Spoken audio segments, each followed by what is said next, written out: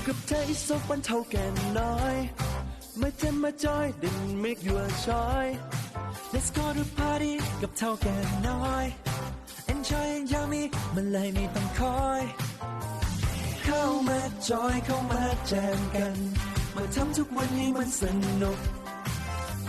ไลฟ์สไตล์ชิคๆตรงกัน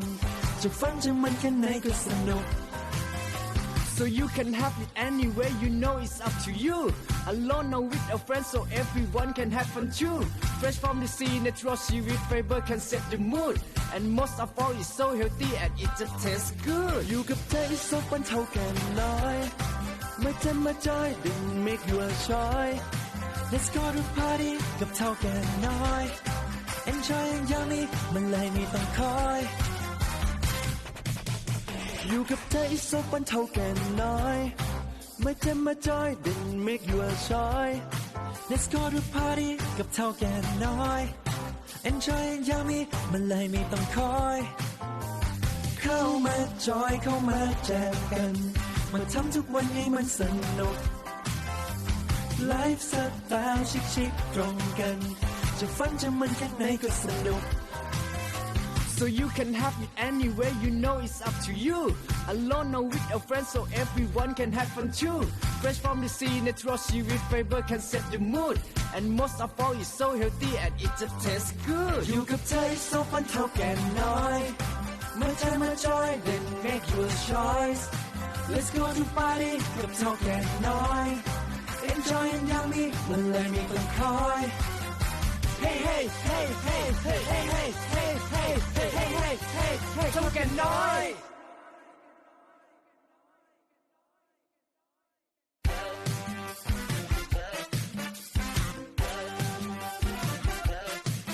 อยู่กับเธออีกสักวันเท่าแก่น้อยมาเจมมาจอย didn't make you a choice Let's go to party กับเท่าแก่น้อย Enjoy ยามีมันเลยไม่ต้องคอยเข้ามาจอยเข้ามาแจมกันมาทำทุกวันให้มันสนุกไลฟ์สไตล์ชิคๆตรงกันจะฟังจะมันแค่ไหนก็สนุก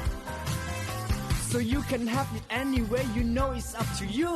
Alone or with a friend, so everyone can have fun too. Fresh from the sea, natural seaweed fiber can set the mood. And most of all, it's so healthy and it just tastes good. อยู่กับเธออีกสักวันเท่าแก่น้อยมาเจมมาจอย didn't make you a choice Let's go to party กับเท่าแก่น้อย Enjoy ยามีมันเลยไม่ต้องคอยอยู่กับเธออีกสักวันเท่าแก่น้อยมาเจมมาจอย didn't make you a choice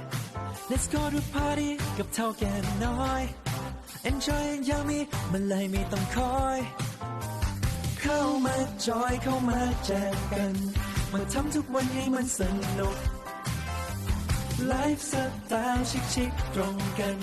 จะฟังจะมันแค่ไหนก็สนุก So you can have it anyway, you know it's up to you. Alone or with a friend, so everyone can have fun too. Fresh from the sea, natural seaweed fiber can set the mood. And most of all, it's so healthy and it just tastes good. อยู่กับเธออีกสักวันเท่าแก่น้อยมาเจอมาจอย then make your choice Let's go to party กับเท่าแก่น้อย Enjoy ยามีมันเลยไม่ต้องคอย Hey, hey, hey, hey, hey, hey, hey, hey, hey, hey, hey, hey, hey, hey, เท่าแก่น้อย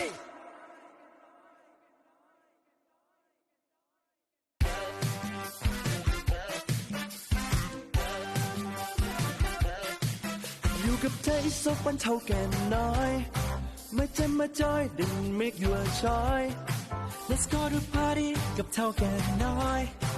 Enjoy ยามีมันเลยไม่ต้องคอยเข้ามาจอยเข้ามาแจมกันมาทำทุกวันให้มันสนุก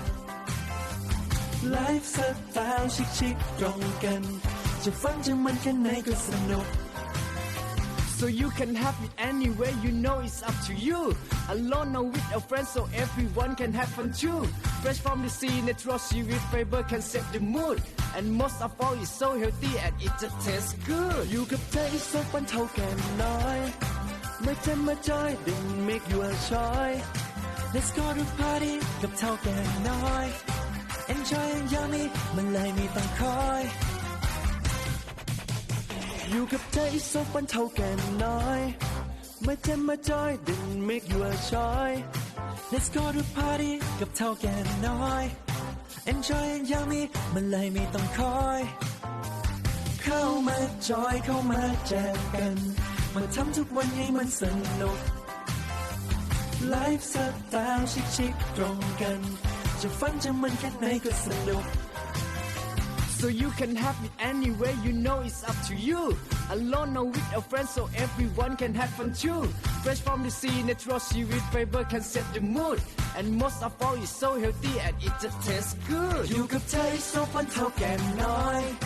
เมื่อเธอมาจอย then make your choice. Let's go to party กับเท่าแก่น้อย Enjoy อย่างนี้มันเลยไม่ต้องคอย Hey, hey, hey, hey, hey, hey, hey, hey, hey, hey, hey, hey, hey, hey, เท่าแก่น้อย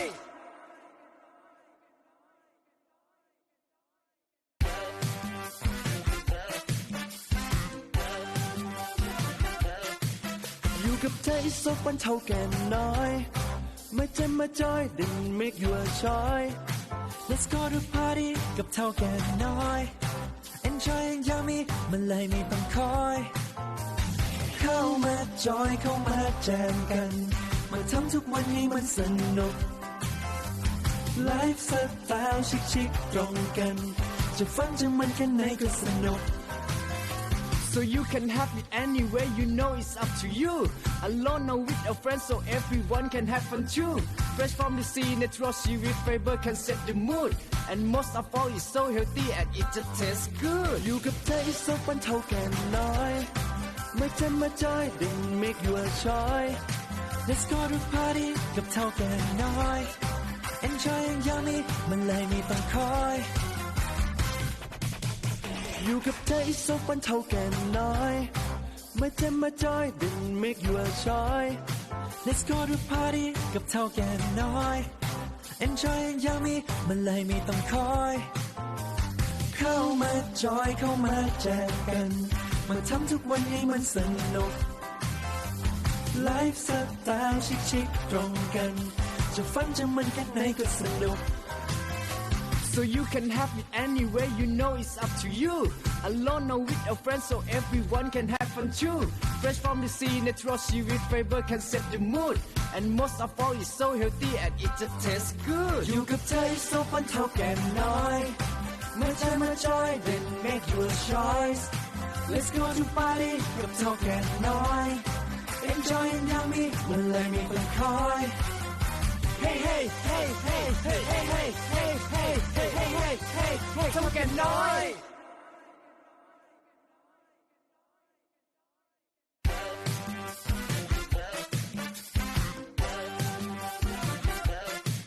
อยู่กับเธออีกสักวันเท่าแก่น้อยมาเจมมาจอย didn't make you a choice Let's go to party กับเท่าแก่น้อย Enjoy อย่างนี้มันเลยไม่ต้องคอยเข้ามาจอยเข้ามาแจมกันมาทำทุกวันให้มันสนุกไลฟ์สไตล์ชิคๆตรงกันจะฟังจะมันแค่ไหนก็สนุกSo you can have it anyway, you know it's up to you. Alone or with a friend, so everyone can have fun too. Fresh from the sea, natural seaweed fiber can set the mood. And most of all, it's so healthy and it just tastes good. อยู่กับเธออีกสักวันเท่าแก่น้อยมาเจมมาจอย didn't make you a choice Let's go to party กับเท่าแก่น้อย Enjoy อย่างนี้มันเลยไม่ต้องคอยอยู่กับเธออีกสักวันเท่าแก่น้อยมาเจมมาจอย didn't make you a choice Let's go to party กับเท่าแก่น้อย Enjoy อย่างนี้มันเลยไม่ต้องคอยเข้ามาจอยเข้ามาแจมกันมาทำทุกวันให้มันสนุกไลฟ์สไตล์ชิคๆตรงกันจะฟังจะมันแค่ไหนก็สนุก So you can have it anyway, you know it's up to you. Alone or with a friend, so everyone can have fun too. Fresh from the sea, natural seaweed fiber can set the mood. And most of all, it's so healthy and it just tastes good. อยู่กับเธออีกสักวันเท่าแก่น้อย มาใจมาจอย then make your choice let's go to party กับเท่าแก่น้อย enjoy อย่างนี้มันเลยไม่ต้องคอย hey hey hey hey hey hey hey hey hey hey hey hey hey hey เท่าแก่น้อย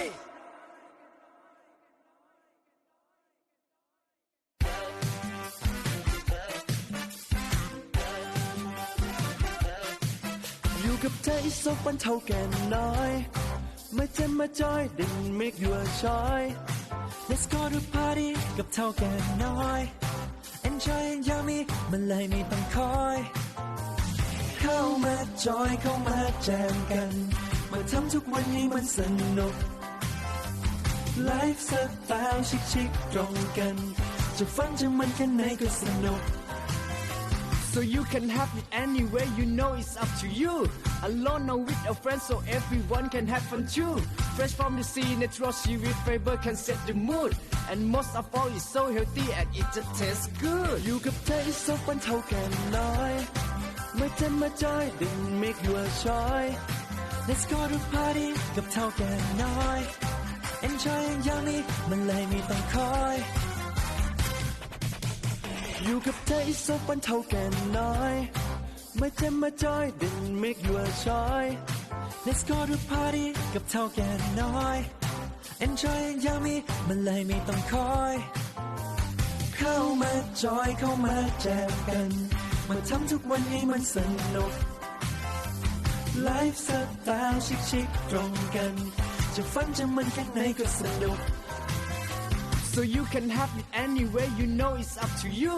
Alone or with a friend, so everyone can have fun too. Fresh from the sea, natural seaweed fiber can set the mood. And most of all, it's so healthy and it just tastes good. อยู่กับเธออีกสักวันเท่าแก่น้อย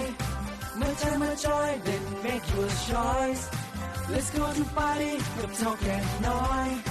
enjoy อย่างนี้มันเลยไม่ต้องคอย Hey hey hey hey hey hey hey hey hey hey hey hey hey hey เท่าแก่น้อย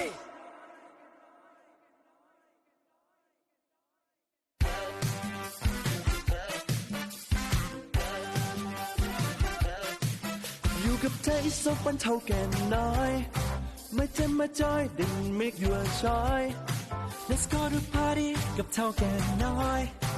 enjoy อย่างนี้มันเลยไม่ต้องคอยเข้ามาจอยเข้ามาแจมกันมาทำทุกวันให้มันสนุกไลฟ์สไตล์ชิคๆตรงกันจะฟังจะมันแค่ไหนก็สนุกSo you can have it anywhere, you know it's up to you. Alone or with a friend, so everyone can have fun too. Fresh from the sea, natural seaweed fiber can set the mood. And most of all, it's so healthy and it just tastes good. อยู่กับเธออีกสักวันเท่าแก่น้อยมาเจมมาจอย then make your choice let's go to party กับเท่าแก่น้อย enjoy อย่างนี้มันเลยไม่ต้องคอยอยู่กับเธออีกสักวันเท่าแก่น้อยมาเจมมาจอย then make your choice let's go to party กับเท่าแก่น้อย enjoy อย่างนี้มันเลยไม่ต้องคอยเข้ามาจอยเข้ามาแจมกันมาทำทุกวันให้มันสนุกไลฟ์สไตล์ชิคๆตรงกันจะฟังจะมันแค่ไหนก็สนุก So you can have it anywhere, you know it's up to you. Alone or with a friend, so everyone can have fun too. Fresh from the sea, natural seaweed fiber can set the mood. And most of all, it's so healthy and it just tastes good. อยู่กับเธออีกสักวันเท่าแก่น้อยมาใจมาจอย then make your choice let's go to party กับเท่าแก่น้อย enjoy อย่างนี้มันเลยไม่ต้องคอย Hey hey hey hey hey hey hey hey hey hey hey hey hey hey เท่าแก่น้อย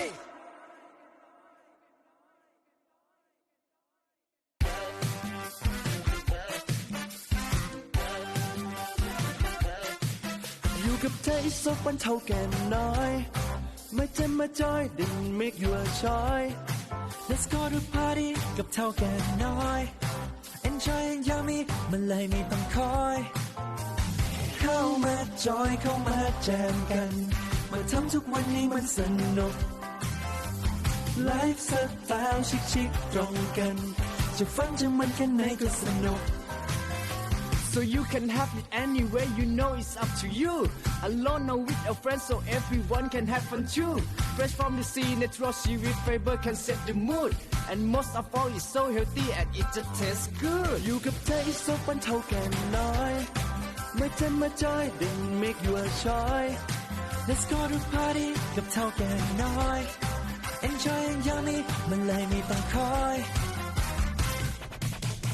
อยู่กับเธออีกสักวันเท่าแก่น้อย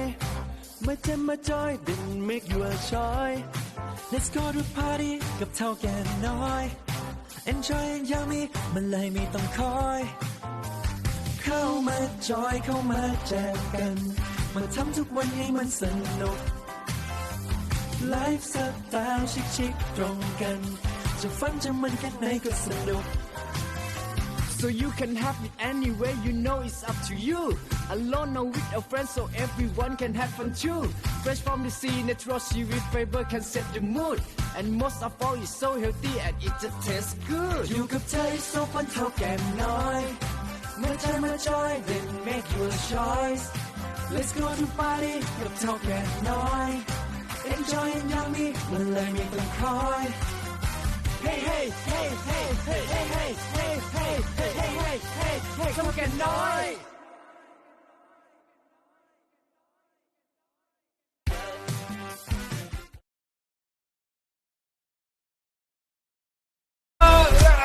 แต่ไม่ยากที่จะทำ Action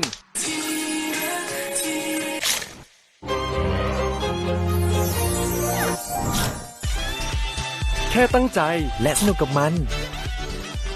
เท่าแก่น้อยตอบโจทย์ทุกไลฟ์สไตล์แบรนด์สาหร่ายยอดขายอันดับหนึ่ง ถ้าสาหร่ายต้องเท่าแก่น้อย เท่าแก่น้อยอยู่กับกราฟทุกโมเมนต์รองท้องตอนทำงานทานเล่นตอนดูหนัง หรือจะปาร์ตี้กับเพื่อน ตอบโจทย์ทุกไลฟ์สไตล์แบรนด์สาหร่ายยอดขายอันดับหนึ่ง ๆ ถ้าสาหร่ายต้องเท่าแก่น้อย โหเฮีย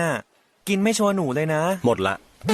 ไม่เป็นไรหนูซื้อตุนไว้เพียบเลย กินกับอาหารหรือกินกับเฮียก็อร่อย ตอบโจทย์ทุกไลฟ์สไตล์แบรนด์สาหร่ายยอดขายอันดับหนึ่ง ถ้าสาหร่ายต้องเท่าแก่น้อย 泰国油丸必有老板宅เท่าแก่น้อย Number 1 seaweed snack in Thailand สวัสดีครับทุกคนวันนี้นะครับกับมีข่าวดีมาบอกทุกคนด้วยนะครับผมกับแคมเปญเท่าแก่น้อยอร่อยยาว สนุกยาวกว่าพร้อมลุ้นรับแพ็กเกจสุดเก๋นะครับผมยา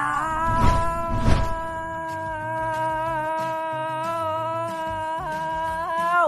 ถึง100 วันเลยครับสำหรับวิธีการร่วมสนุกเนี่ยง่ายมากๆเลยนะครับผมเพียงแค่ทุกคนนะครับผมนำรหัสที่อยู่ในซองเท่าแก่น้อยที่ร่วมรายการนะครับแบบนี้แล้วก็แบบนี้ครับไปกรอกที่ Line แอดเท่าแก่น้อยตามนี้เลยนะครับผมแค่นี้นะครับผมก็มีลุ้นเป็นเจ้าของแกดเจ็ตสุดเก๋ยาวถึง100 วันเลยนะครับผมทุกคนนะครับสามารถไปดูรายละเอียดเพิ่มเติมได้ที่ Facebook เท่าแก่น้อยคลับนะครับอย่าลืมมาร่วมสนุกกันเยอะๆนะครับผมและที่สำคัญนะครับถ้าสาหร่ายต้องเท่าแก่น้อยเดี๋ยวกับขอตัวไปก่อนรหัสลุ้นต่อกันนะครับผมไว้เจอกันนะครับบ๊ายบาย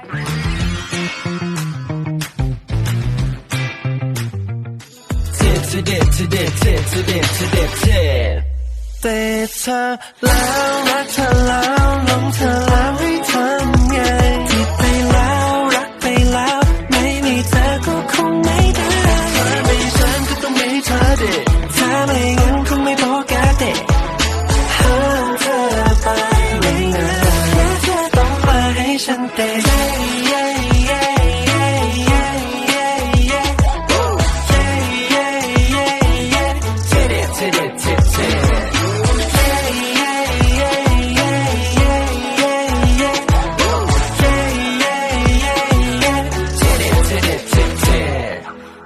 ความรักของเรามันเฮลตี้มันรสชาติที่มันจนเทสเต้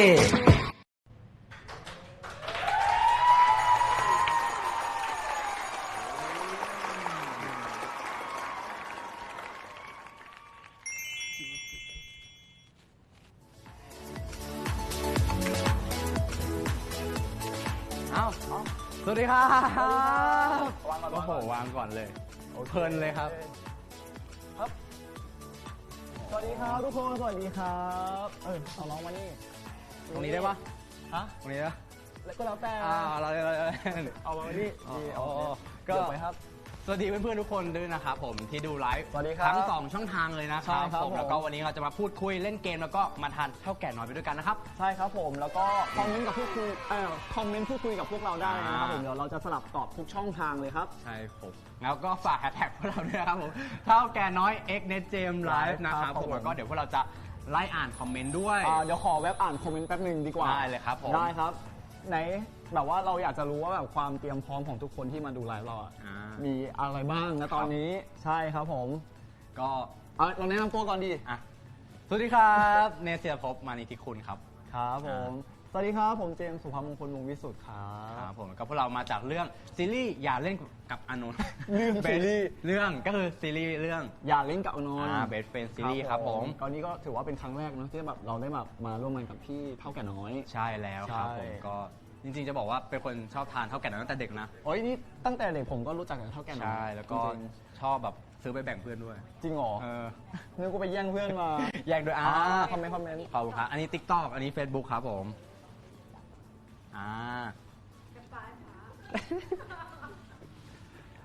ก็เดี๋ยวพี่เนทจะดูในแอปฟ้า ใช่พี่ได้ดูแอปฟ้าอุ้ยเขาบอกว่า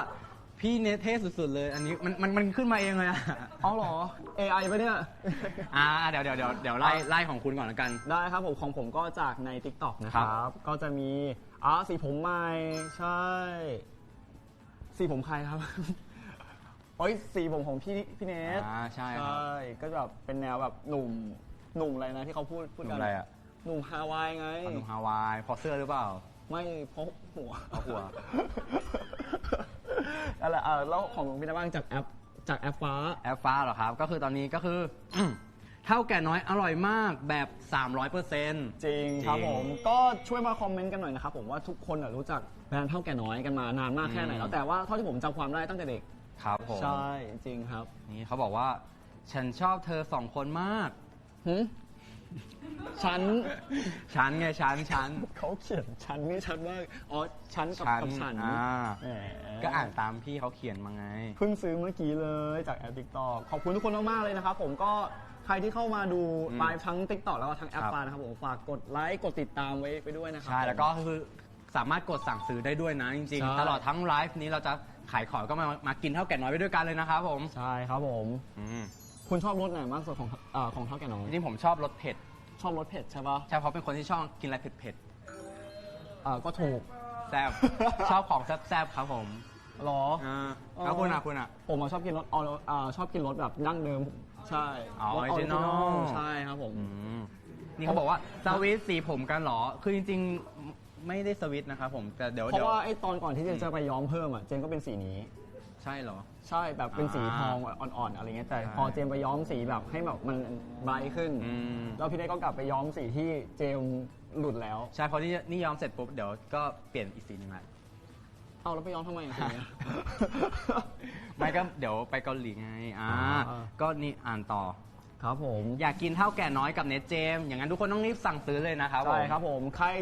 คือตอนนี้เท่าแก่น้อยก็คือมีจำหน่ายทุกช่องทางแล้ว ใช่ครับ ร้านสะดวกซื้อหรือว่าร้านค้าชั้นนำใกล้ๆบ้านของทุกคนนะครับก็สามารถสั่ง Delivery มันก็จะคือตอนนี้มันง่ายหมดแล้วเนาะ ใช่ครับ ใช่ครับผมก็สามารถสั่งแล้วมานั่งกินกับไลฟ์ของพวกเราในวันนี้ได้เลย เพราะว่าเราจะอยู่กับทุกคนทั้งหมด2 ชั่วโมงเต็ม ครับผม2 ชั่วโมงเต็ม ๆใช่เต็มไหม ๆเต็ม เออ ๆแล้วผมจะอยู่กับคุณได้กี่ชั่วโมงอ่ะ ฮะ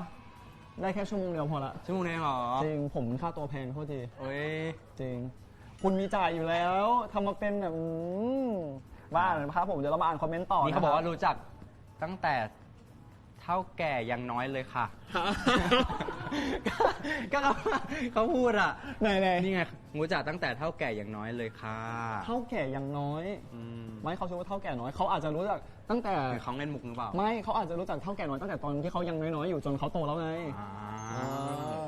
เขายังจิ๋วๆอยู่อะไรอย่างเงี้ยเอ้ยชอบแบบเมาส์มอยอะไรอย่างเงี้ย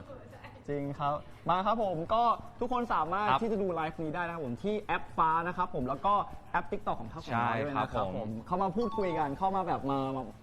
เมาส์มอยกันนะครับผมแล้วก็วันนี้เรามีข่าวดีจากเท่าแก่น้อยด้วย ใช่ครับ ใช่ครับผมใครที่ไม่ดูไลฟ์นี้ถือว่าพลาดนะครับผม จริง สามารถเรียกเพื่อน เรียกเพื่อนเรียกพี่เรียกน้องเรียกพ่อแม่มานั่งดูด้วยกันเลย จริงเหรอ ใช่ เยอะมากเลยอะ จริง ได้ครับผมแล้วก็ จริง อยากจะบอกว่าวันนี้คุ้มมาก คุ้มมากๆใช่ไหมครับ ๆใช่ครับผม อืม เขาบอกว่า 2 ชั่วโมงน้อยไปนะ น้อยไป เอ้ยแต่ไม่ ครับ ไม่แต่จริงๆอะเราอะไม่เคยไลฟ์ขายของถึง2ชั่วโมง ใช่ นะครับ ผม ใช่ครับเดี๋ยววันนี้เราก็จะงัดสกิลของพ่อค้า อืม ใช่ เอาเลยไหม เอ้าอะ ครับ เอาเลยปะ เอาเลยอยากขายแล้วเขาอยากแบ่งปันกัน อ่านหน่อยอ่านหน่อยอ่านหน่อยอ่านก่อนเขาตั้งใจอ่านเขาตอนนี้ใช่ครับผม เขาบอกว่าอย่าเพิ่งหยุ่มกันนะลูกไม่หยุ่มครับรักกัน วันนี้เราจะต้องแบบว่าเป็นพ่อค้ามือโปร อ่า ใช่เพราะว่าเราลองกินจริง ๆ แล้ว ใช่อันจริงๆกินตั้งแต่ตอนแต่งหน้าแล้วเพราะว่ามาถึงก็คือถามพี่เขาเลยว่า ถามว่า มีอะไร พี่ กินบ้างไหมครับ ใช่ ขอกินเท่าแก่น้อยหน่อย ใช่ขอกินเท่าแก่น้อยหน่อย อ่า โอเคครับผม มาตอนนี้ อ่ะตรงนี้ค บอก ร่าว ได้ครับผมครับ ขอคืนก่อนนะครับ มา วันนี้เรามีอะไรบ้างครับคุณเนส ๆวันนี้นะครับผมก็เดี๋ยวจะมีภารกิจจากทีมงานด้วย จะบอกว่าวันนี้ไม่เหงาไม่น่าเบื่อแน่นอน พี่ครับขอน้ำหน่อยครับ กินน้ำหน่อยเสียง ไม่ครับคือแบบว่าคือช่วงนี้เขาใช้เสียงเยอะ ใช้เสียง จริงชอบร้อง ไม่ เพลง ช่วงนี้ไม่ค่อยได้ใช้เสียงครับ เพราะว่าไม่ค่อยได้คุยกับน้องเลยอะ อุ้ยร้องกับแมวมาเสียงแหบอย่างนี้ มา ไม่ครับก็จะมี เราจะมีภารกิจจากทีมงาน ครับ ส่งความรักให้เพื่อนๆที่มาชมไลฟ์หน่อยนะครับผม ครับ ก็คือ ผม มันจะทำท่าโพสต์หัวใจ5โพสต์ คนละครึ่งดวง ใช่คนละครึ่งดวง ใช่ สมบูรณ์ที่สุด5โผล่ โอเค ที่สุด พอแม้ อ๋อ แบบอันนี้ด้วยมันต้อง อันนี้ เชื่อม ด้วย เชื่อมโยงกันไง เชื่อมโยงกันโอเค เอา มา เล็ก ครับ ๆก่อนเล็กๆก่อนไหม เริ่มจากคนแรกเล็กๆก่อนเหรอ งั้นคุณทำนิ้วชี้ อ่ะ เพราะมันต้องคนละครึ่งดวง โอเค ผมทำนิ้วโป้งฮะ กล้องหนึ่งนะครับพี่เนท บอกกล้องหนึ่งมองจอ นี่ครับ โอเค 2 3 โอเค โอเคครับแล้วก็ ต่อไป ต่ เย้ อไป 2ค่ะ โอเคครับ ต่อไปอันที่ 3 แอคที่3 ไหนโชว์ ยังไง อย่างนี้อย่างนี้ อ่า 1 2โอเค4จ้า สี่อย่างนี้ เฮ้ยห้าเนี่ย ตาลัดทีเดียว โอเค มาห้า ท้าย อย่างนี้ได้ปะพี่เนทได้ไหมครับ ได้ไหมครับ ได้ไหมได้แล้ว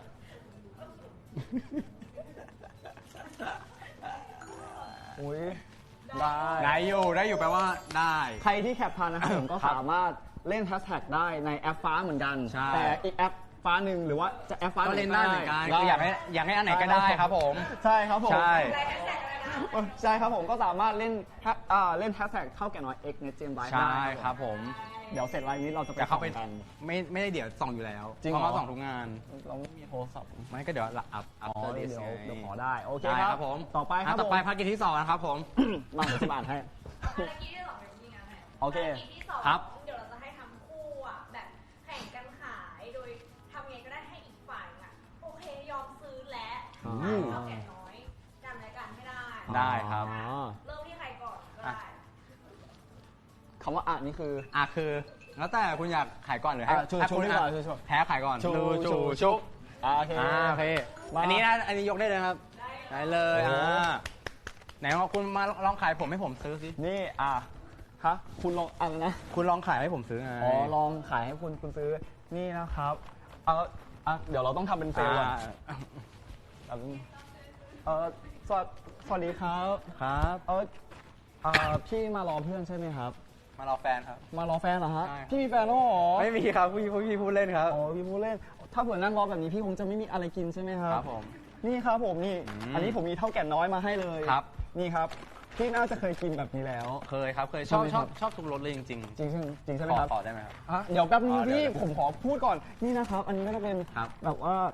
เป็นเท่าแก่น้อยแบบออริจินอลนะครับ แต่ผมอยากให้พี่ลองนี่แบบลองชีส พี่รู้จักไหมครับ รู้จักครับพี่คือติดตามทุกคอลเลคชันของเขาเลยครับ จริงเหรอ จริงครับ โอ้แล้วผมอยากจะบอกนะครับ ครั พี่ บ ถ้าเผื่อพี่ซื้ออันนี้มีแถมด้วยนะ จริงเหรอครับแถมไหมครับ แถมผมเนี่ย ไอ้ครับพี่ไปแล้ว เขาซื้อว่า อะไร ซื้อไหมครับ ซื้อครับซื้อสิครับ เลยครับ ซื้อ นะ อุ้มไปเลย อุ้มตะกร้า โอ้ครับยอมครับ มา ตามผมนะครับ เขาเหมาได้อยู่แล้วคุณก็จะโอเคมาเราก็จะ เอาเลยครับ บทบาทไหน ฮะไม่บอกห้ามรู้ก่อน โอเค สวัสดีครับ excuse me ฮะเอ้า นี่ คุณเป็นชาวต่างชาติเหรอค เอา รับ เปล่าผมเป็นคนไทยครับผมแต่ผมเห็นคิดว่าคุณแบบเป็นคนเกาหลีหรือเปล่าอย่างนี้แต่ว่านี่ผมแนะนำครับคุณรู้จักไหมครับเท่าแก่น้อย โอ้ยผมเคยกินตั้งแต่เด็กเลยครับ ผมจะมาแนะนำนะครับผมก็คือเราจะมี 2 ตัวหลักๆนะครับผมวันนี้นะครับผมก็คือนี่ครับเป็นเท่าแก่น้อยนะครับแบบทอดแต่ว่ามี2รสเลยนะครับผม2รสนี่2รสแบบออริจินอลกับแบบเผ็ดนะครับผมใช่แล้วก็ที่สำคัญนะครับผมเรามีแบบนี้เป็นแผ่นนะครับกินง่ายพกพาง่ายด้วยนะครับผม โอ้นี่เป็นแบบใหม่เหรอครับ แบบใหม่ล่าสุดเลยครับผมคุณจะนี่จริงๆจะกินโชว์นะครับแต่ว่าอันนี้เราเป็นแพ็กเกจให้คุณก่อน ยังไงครับ จริงๆ ซื้ออันนี้ ครับ แถมผมไปแกะให้ด้วยป้อนให้ด้วยครับ อยากให้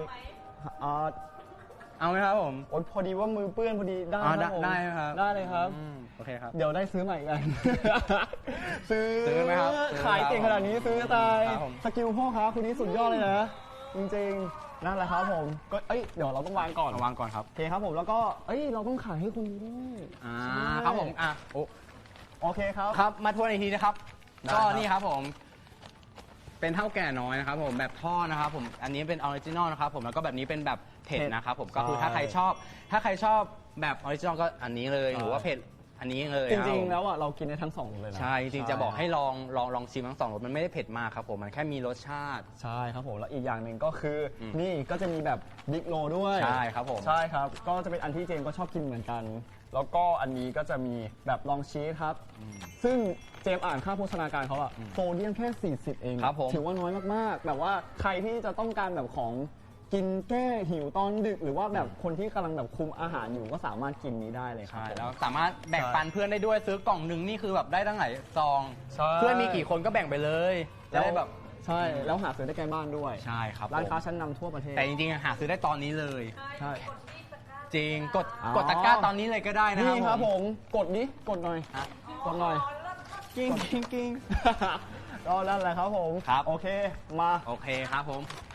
ครับผมเดี๋ยวเก็บ วางก่อนเราถือคนละซองไหม อ่ะ โอเค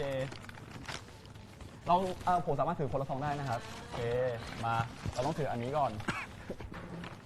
มาเลย ครับผมแล้วก็ ครับ สาหร่ายเท่าแก่น้อยนะครับผมนอกจากจะอร่อยแล้วนะครับยังมีพอยต์ร่วมลุ้นของรางวัลด้วยนะครับผมกับแคมเปญเท่าแก่น้อยแจกพอยต์สุดปังนี่ก็กติกานะครับผมก็ร่วมสนุกกันง่ายๆเพียง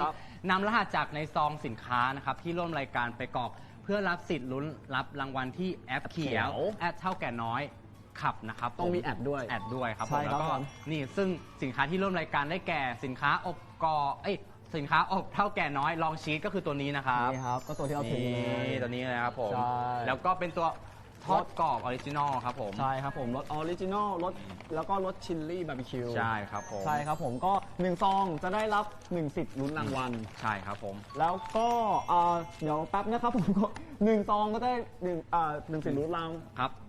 1ซองจะได้รับ1สิทธิ์ลุ้นรางวัลและสาหร่ายทอดขนาด30กรัมรสคลาสสิกและรสเผ็ด1ซองก็จะได้รับ3สิทธิ์ลุ้นรางวัล ใช่แล้วก็ซึ่งของรางวัลที่เท่าแก่น้อยนำมาแจกนะครับผมก็คือจะมี iPhone 14 iPad PlayStation 5 ด้วยนะครับผมแล้วก็ทองคำมอเตอร์ไซค์ด้วยนะครับนี่คือจริงๆอยากได้เองนะเนี่ยแล้วก็ ใช่ครับผม แกดเจ็ตด้วยนะครับผม ครับ แล้วก็ ผม อื่นๆอีกมากมายอีกเพียบเลยแจกกันติดๆยาวไป 100 วัน เย้ แต่เดี๋ยวก่อน ครับ แบ่งหน่อยดี เอาแบ่งหน่อยเหร ก็อยากกินเหมือนกัน ไม่ เปล่า คืออยากกินด้วยอยากลุ้นรางวัลด้วย อ๋อใช่ครับผมแล้วก็สามารถกรอกรหัสเพื่อสะสมพอยต์เพื่อแลกสิทธิ์นะครับผมกับการลุ้นรางวัลได้ตั้งแต่วันนี้ และจะเปิดให้นำสิทธิ์ไปลุ้นของรางวัลได้ตั้งแต่วันนี้จนถึงวันที่ 18 กรกฎาคมปี 2566 ครับ100 วัน อุ้ยแต่วันที่เดือน แจกนานมาก 18เดือน10เดือนกรกฎาคมนี่เดือนดีนะครับ ทำไมอ่ะเอาก็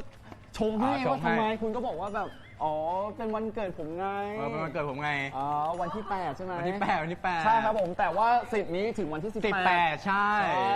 ก็หลังจากวันเกิดคุณ10 วันก็ยังมีสิทธิ์นี้อยู่ ใช่แล้ว รถในมือทั้งคู่เลย อ๋อแล้วเกี่ยวอะไรกับวันเกิดอ่ะ ไม่เกี่ยวแค่อยากบอก อยากบอกเฉย อ๋อโอเคครับผม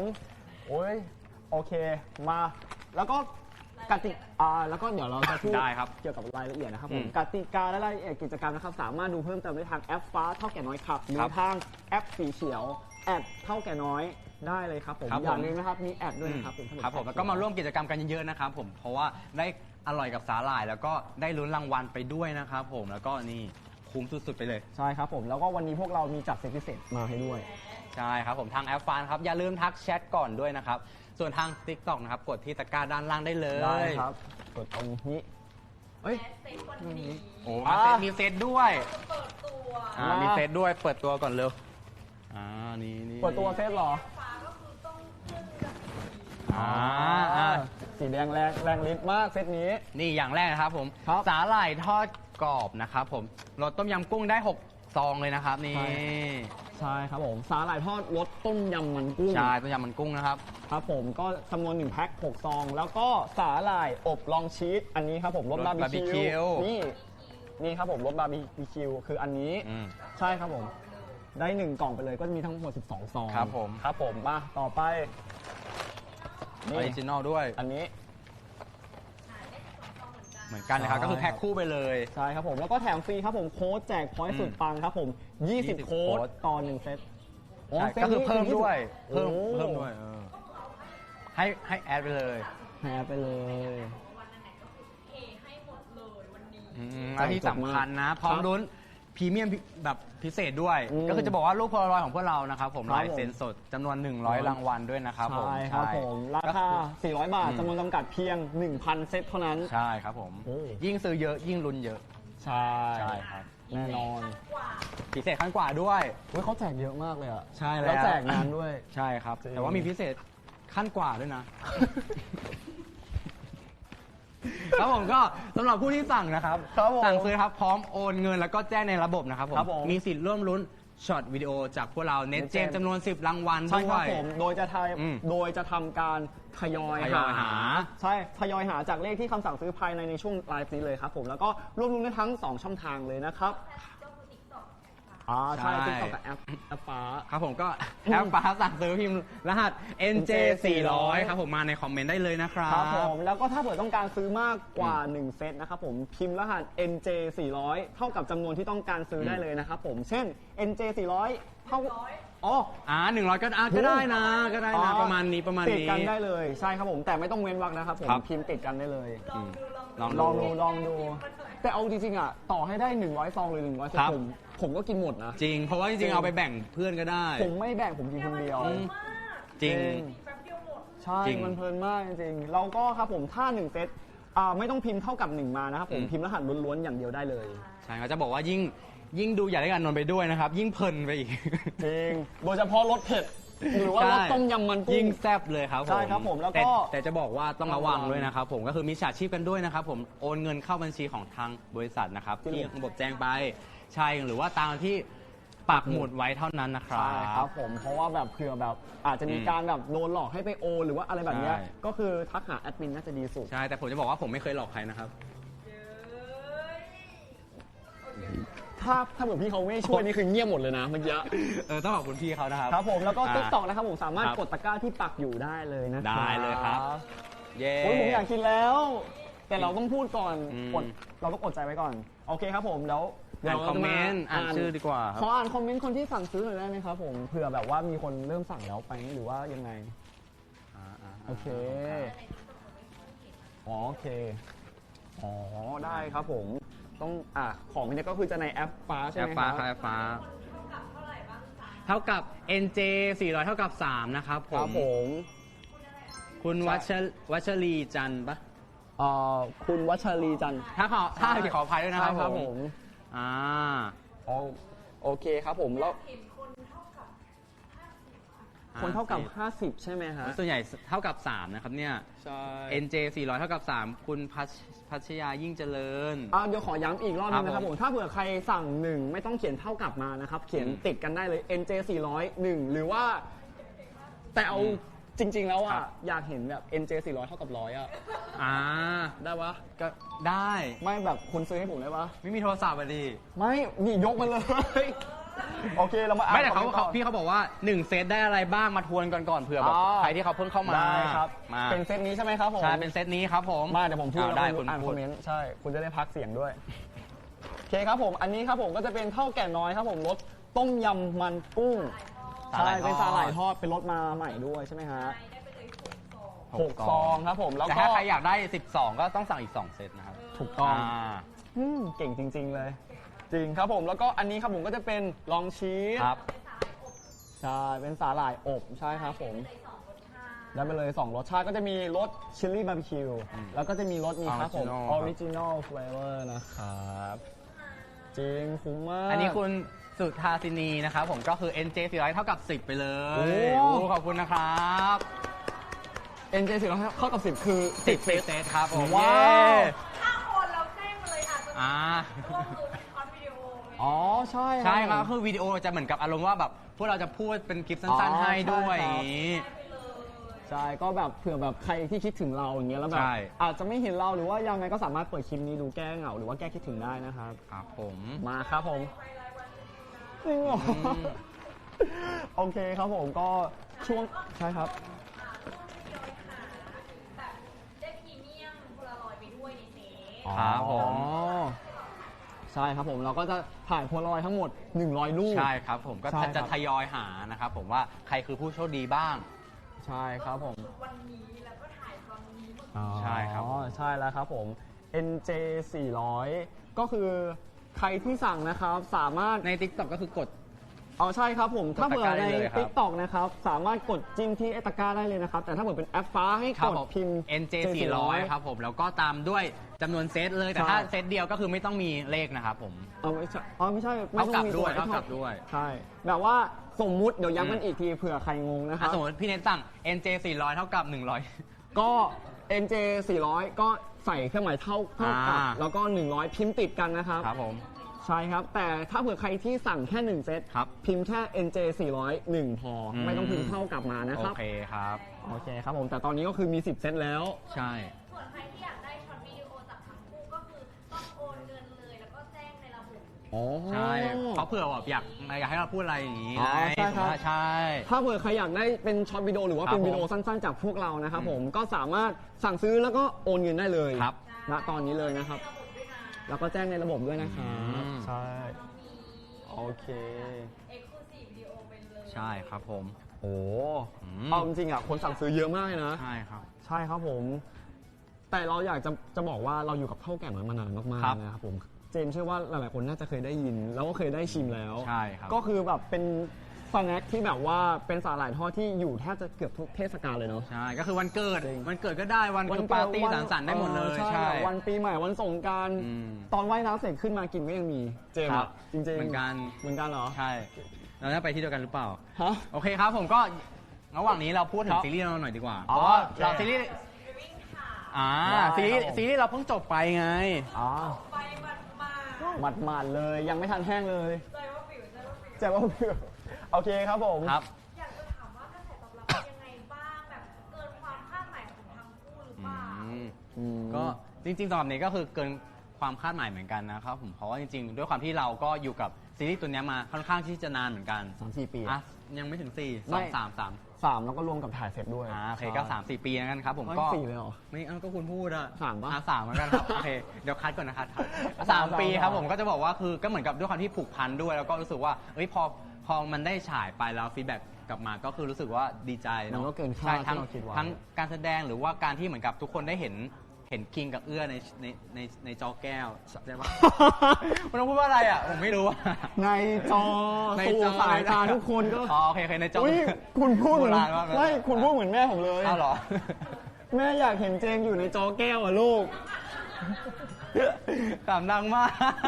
โอเค ไม่ก็นั่นแหละก็รู้สึกว่าแบบโอ้ดีใจก็ภูมิใจในตัวเองด้วย ก็ภูมิใจในทุกๆคนทีมงานเพราะเหมือนกับเราผ่านอะไรมา ใช่ เราผ่านอะไรมาเยอะจริง ๆ ครับผมใช่คุณเจมส์ ครับส่วนผมก็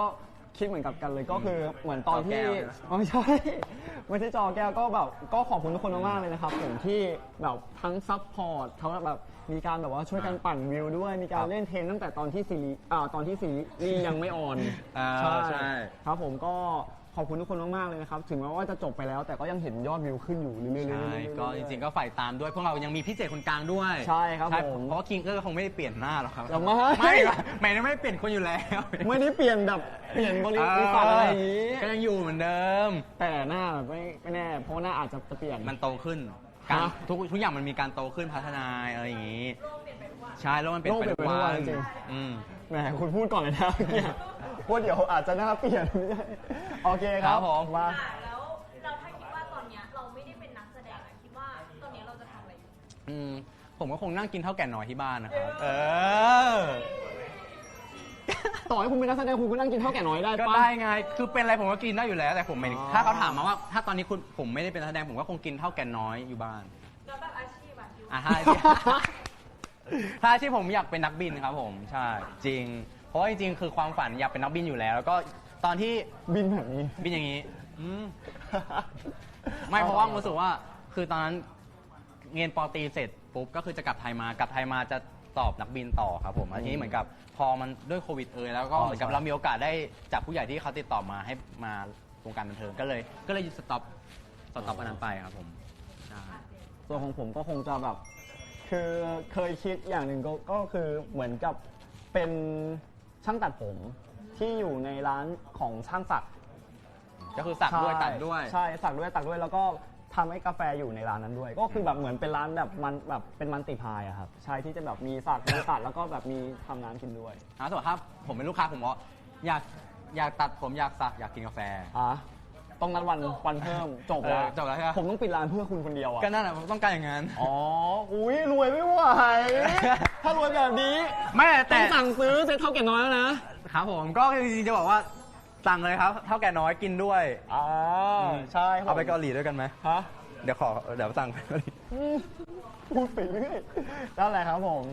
ประมาณนั้น แต่อัปเดตนิดนึง ครับ คืออยากบอกเพื่อนๆที่อยู่ในแอปฟ้าว่าใครที่ CF อ่ะต้องทักแชทมาก่อนนะเพื่อแบบทักทายเปิดระบบอะไรอย่างเงี้ยแต่ CF จีนบางคนอ่ะ CF มาไม่ได้ทักแชทอะไรอย่างเงี้ย แล้วมันก็จะไม่เห็นใช่ไหม ความอะไรอย่างเงี้ย ใช่ครับผม อารมณ์แบบทักมาก่อนเทคใครมาก่อนสติ๊กเกอร์เฉยๆก็ได้จุดอะไรก็ได้ อ๋อ โอเคได้ครับผมก็ขอย้ำอีกรอบนะครับผมใครที่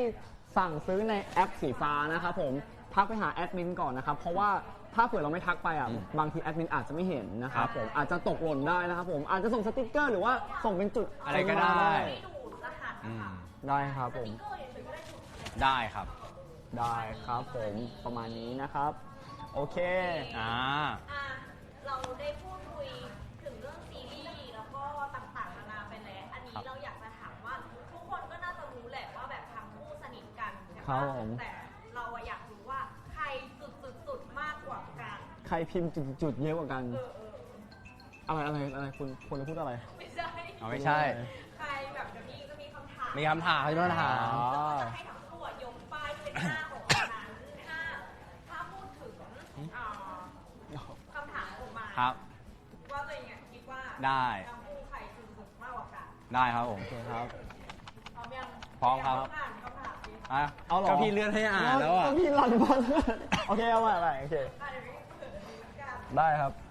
ผมเป็นคนที่ลืมง่ายครับพี่ ผมไม่เป็นไรครับ โอเค เดี๋ยว ข้อแรก ครับ ใครขี้งอนมากกว่ากัน1 2 3 ใช่ผมว่าขี้งอนมากกว่าแต่เขาขี้งอนนานกว่าครับ ผมจะไม่พูดเรื่องนี้ทั้งนั้นฮะบางทีเขาก็หายเองพี่ ยังไม่ทันง้อยังไม่ทันรู้ด้วยว่าเขางอน หายเอง งอนเอง รู้อีกทีคือพี่ออฟบอก เจมส์เน็ตมันงอนแกนะ แล้วแบบ แต่วันนั้นเราก็ดีกันนะ อะไรเงี้ย แบบเขาเป็นคนที่งอนง่ายและหายไว ใช่ผมเป็นคนที่งอนง่ายก็หายไวจริงเพราะหายเอง ใช่ แต่มันก็แบบเป็นเรื่องแบบ เรื่องเล็กๆน้อยๆแหละ เรื่อง พี่ ไร้สาระพี่ เออ แบบว่า ไร้สาระ แบบเรื่องแบบนู่นนี่นั่นนี่นู่นอะไรเงี้ย ใจจิ๋วใจ ใจจิ๋วเป็นคนตัวเล็ก ใจจิ๋ว กล้ามบักใหญ่มองใจเล็ก โอ โอเค อ่ะข้อต่อไป ครับ ใครงอเก่งมากกว่ากัน1 2 3 โอ้ยผิดอัน อันนี้คืองอนเองกับลูกน้อย ใช่ ผมอะทำทุกอย่างเองหมดเลย ผมอยากให้ทุกคนเห็น ผมว่างอเขาทุกอย่างพี่ มันติดขัดจริงเว้ย ใช่ ใช่ผมงอเขาอืม อุ้ยเหมือนจะระบาย ไม่ระบายแล้ว แต่ว่าก็ผมก็เป็นคนที่ชอบทำให้เขาโกรธแล้วก็ชอบทำให้ชอบงอเขาด้วยแบบเหมือนเนาะ ฮะ อธิบาย อ๋อไม่ก็คือเนทเป็นคนที่เหมือนกับไม่ได้ชอบง้อหรอกพี่ แต่เรารู้สึกว่าเราก็อันไหนที่เราอยากทำเราก็ อ๋อ เดี๋ยวตัดไมค์ใช่ไหมครับนิดนึงนะครับผมพูดต่อ ครับผมก็รู้สึกว่าคืออยากจะง้อครับ ใช่เพราะรู้สึกว่า ก็เลยต้องทำให้งอนก่อน ใช่ เพื่อที่ตัวเองจะได้แบบง้อตามงงปะ ไม่งง เราต้องไปหาหมอ เราทั้งสองคนเราต้องไปหาหมอ แต่ง้อทุกวิถีทางเลยนะพี่อ๋อ ทุกอย่าง พี่เขาจี้อยู่นะ ส่งข้าวส่งน้ำจริง บางทีก็ แต่ว่าผมจะบอกให้ บางทีก็ส่งผิด ไม่ผมอ่ะมีเหตุการณ์หนึ่งแต่ไม่บอกเหตุการณ์ไหนนะส่งข้าวให้เขาแต่ว่าไม่บอกว่าผมส่ง เพราะผมกลัวว่าเขาจะไม่กินด้วยเขาน่าจะไม่รู้ว่ากินหรือไม่กินแต่ว่าผมว่าเขาน่าจะรู้แหละว่าเป็นผมเพราะว่าผมเขียนโน้ตไปให้เขา ผมไม่เห็นรู้เรื่องเลยคุณไม่เห็นแบบเขียนโน้ตอะไรมาเลย นี่ไงจะคนสวย โอ้ ไม่ผมก็ให้คนอื่นส่งให้แทนเหมือนกับ เราไปซื้อให้นะแต่ว่าเราอ้างว่าแบบมีคนส่งข้าวมาให้นะอย่างนี้เปลี่ยนข้อเลยไหม แล้วแบบวันนานสุดนี่กี่ชั่วโมง โอ้โห กี่ เกือบเดือนแล้ว ชั่วโมงพี่แบบว่าคือผมอะเป็นคือแบบว่าผมเป็นคนที่แบบว่าแบบมันต้องแล้วแต่เรื่องด้วยพี่แล้วแบบว่าเรารู้สึกว่าบางเรื่องอย่างเงี้ยเราก็ไม่ได้งอนหรอกแต่แบบเราอาจจะหายโกรธแล้วหรือว่าเราอาจจะแบบอะไรงี้ไปแล้วเงี้ยแต่แบบความรู้สึกอะไรเงี้ยมันก็ยังแบบคิดอยู่แบบเพ้อๆอยู่อะไรอย่างงี้อะไรมาดมอะไรอะ มาแอบ โอเค ต่อไป พี่เขาจี้ถูกคนด้วยนะ จริง พี่เขาไม่จี้ผมพี่เขาจี้คุณนะโอเคครับต่อไปครับ โอเคต่อ ใครชอบช้อปปิ้งมากกว่ากัน1 2 3เฮ้ย มินทนันทินอก everything พนันบัตร ทำไมถึงชอบช้อปปิ้งใช่ไหม เพราะว่าผมรู้สึกว่าเหมือนแบบพอเราทำงานหนักใช่ไหมครับแล้วเราก็อยากจะแบบเอาสิ่งที่แบบว่าเราได้มาจากการทำงานอะไรเงี้ยแบบเหมือนกับให้รางวัลตัวเองถึงแม้ว่ามันจะบ่อยไปก็ใช่ไหม แต่ผมก็แบบให้รางวัลของตัวเองบ้างอะไรอย่างงี้ครับ โลกมันเปลี่ยนไปทุกวัน มันใช่ก็โลกเปลี่ยนไปทุกวันปะ เออ ก็นั่นแหละโอ๊ยแต่เขาก็ช้อปปิ้งเก่ง เนาะ จริง ไม่ผมไม่ช้อปปิ้งเก่งนานๆทีแล้วกัน อ๋อนานๆที นานๆทีแต่อาจจะเยอะ โอเคงั้นเดี๋ยวไปข้อต่อไปกัน ๆ ได้ครับผม ช้อปปิ้งเหรอแต่เอาจริงๆอ่ะเจมรู้สึกว่าการช้อปปิ้งอ่ะเป็นการที่เราต้อง ยังไงเราไปเกาหลีเราต้องไปช้อปปิ้ง ใช่มันคือมันเป็นเหมือนกับแบบว่าทำให้เราแบบหายเครียดได้เนาะแบบ จริง ชอบของเล็ก เล็กๆน้อยๆเนอะ อะไรเงี้ยใช่ นี่ก็ซื้ออาหารอะไรอย่างเงี้ย ชีวิตเราทำงานค่ะ ใช่ครับ ซื้อของบ้างเดี๋ยวไม่ได้ใช้ เออ ต่อไป ใครกลัวผีมากกว่ากัน1 2 3ยก เจม เจมส์กลัว ใช่ที่แบบว่าที่บอกว่ากลัวผี เพราะว่าเราเคยเจอแต่แบบเจอแบบแวบๆอะไรเงี้ยพี่แล้วแบบมันรู้สึกว่าฮะ ตอนที่ไปถ่าย ไม่พี่ตั้งแต่เด็กเลยค่ะแบบมันมีอยู่เหตุการณ์หนึ่งเรามีเวลาเล่าไหมครับ มีเยอะแยะโอเค ก็นั่นแหละครับผมมันก็จะเป็นเหตุการณ์หนึ่งที่เหมือนกับตอนที่เราเป็น มีซาวด์ด้วย เฮ้ยมีซาวด์ด้วย ตอนที่เราเป็นเด็กอ่ะ อืม เราจะชอบเปิดประตูห้องน้ำเพื่อที่จะอาบน้ำเราจะไม่ชอบปิด เพราะว่ากลัวผีแบบ เวลาสระผมเสร็จปุ๊บจะถ่างตาแบบไม่แบบคือต่อให้แชมพูเข้าตาก็จะลืมตาไว้ เพราะว่ากลัวใช่แล้วแบบมันมีอยู่เหตุการณ์หนึ่งที่ผมกับน้องสาวนอนห้องเดียวกัน แล้วผมแบบตื่นมาอาบน้ำก่อน แล้วตอนที่เราก้มสระผมอยู่อะเราก็เห็นห่างตาเราว่าแบบเหมือนมีคนเดินผ่านไอ้ประตูไป ใช่แล้วแบบผมก็นึกว่าแบบเป็นน้องสาวผม แต่ว่าสิ่งหนึ่งที่ผมเห็นอะคือเหมือนน้องใส่กางเกงสีแดง แล้วก็เห็นเดินผ่านหลังบ้านไปเพื่อที่จะไปทิ้งของหรืออะไรก็ตามแต่ พอผมอาบน้ำเสร็จปุ๊บอะผมก็จะไปตามน้องให้มาอาบต่อ แล้วน้องอ่ะไม่ยอมตื่นผมเลยเปิดผ้าห่มน้องออกแล้วน้องแบบใส่เป็นกางเกงขาสั้นสีดำใช่แล้วผมก็เลยถามหยกว่าหยกแบบได้ไปเข้าห้องน้ำปะหยกก็แบบเหมือนเหวี่ยงว่าแบบก็เพิ่งตื่นเนี่ยจะมาปลุกทำไมขออีกแป๊บนึงก็เท่านั้นแหละก็แบบรู้เลยว่าเจอแล้วอะไรอย่างเงี้ยจริงก็นั่นแหละฟิลนี้ต่อไป ใครเซ็กซี่มากกว่ากัน1 2 3ยกแหวยกตัวเอง ยกยังไม่ได้ยกเลย ผมรู้เลย ผมกำลังจะยกแล้วเห็นเขาแบบโอเค1 2 3ผมไม่กล้ายกแล้วเนี่ย คุณยกก่อนขำข่าวโอเค1 2 สองคนเพราะเดี๋ยวนี้เขาชอบลงเซ็กซี่มากเลยนะคนนี้ผมไม่ได้เซ็กซี่เลยเซ็กซี่สุดๆคุณเห็นผมถอดหมดเหมือนคุณไหมแหม1M ก็คือนิดนึงเบาๆไม่นิดนึงนะอย่างนั้นอะจริงๆเบาๆไงก็นั้นก็แบบไม่แต่นั้นก็น่าจะเป็นภาพแรกป่ะที่แบบคุณโชว์หุ่นที่คุณเล่นมาใช่เปล่าไม่แต่ก็เล่นต่อไปเรื่อยๆไงช่วงนั้นกินเยอะด้วยอ๋อใช่ครับผมเนี่ยก็สามารถติดตามใครอยากดูรูปเขาก็สามารถติดตามในทางแอปสีแดงส้มเดือดชื่อมันมีหลายสี มันหลายสีได้ที่นั่นแหละเน็ตอันเดอร์สกอร์นั่นแหละอะไรแบบแจกว้าเหมือนแล้วเผื่อคนดูเน็ตอันเดอร์สกอร์ศิลภพนะครับแล้วก็เจมส์สุภาพมงคลในแอปหลายสีในแอปที่ไล่สีจากแดงไปม่วงอ่ะคิดภาพตามแล้วนั่นแหละครับโอเคข้อต่อไป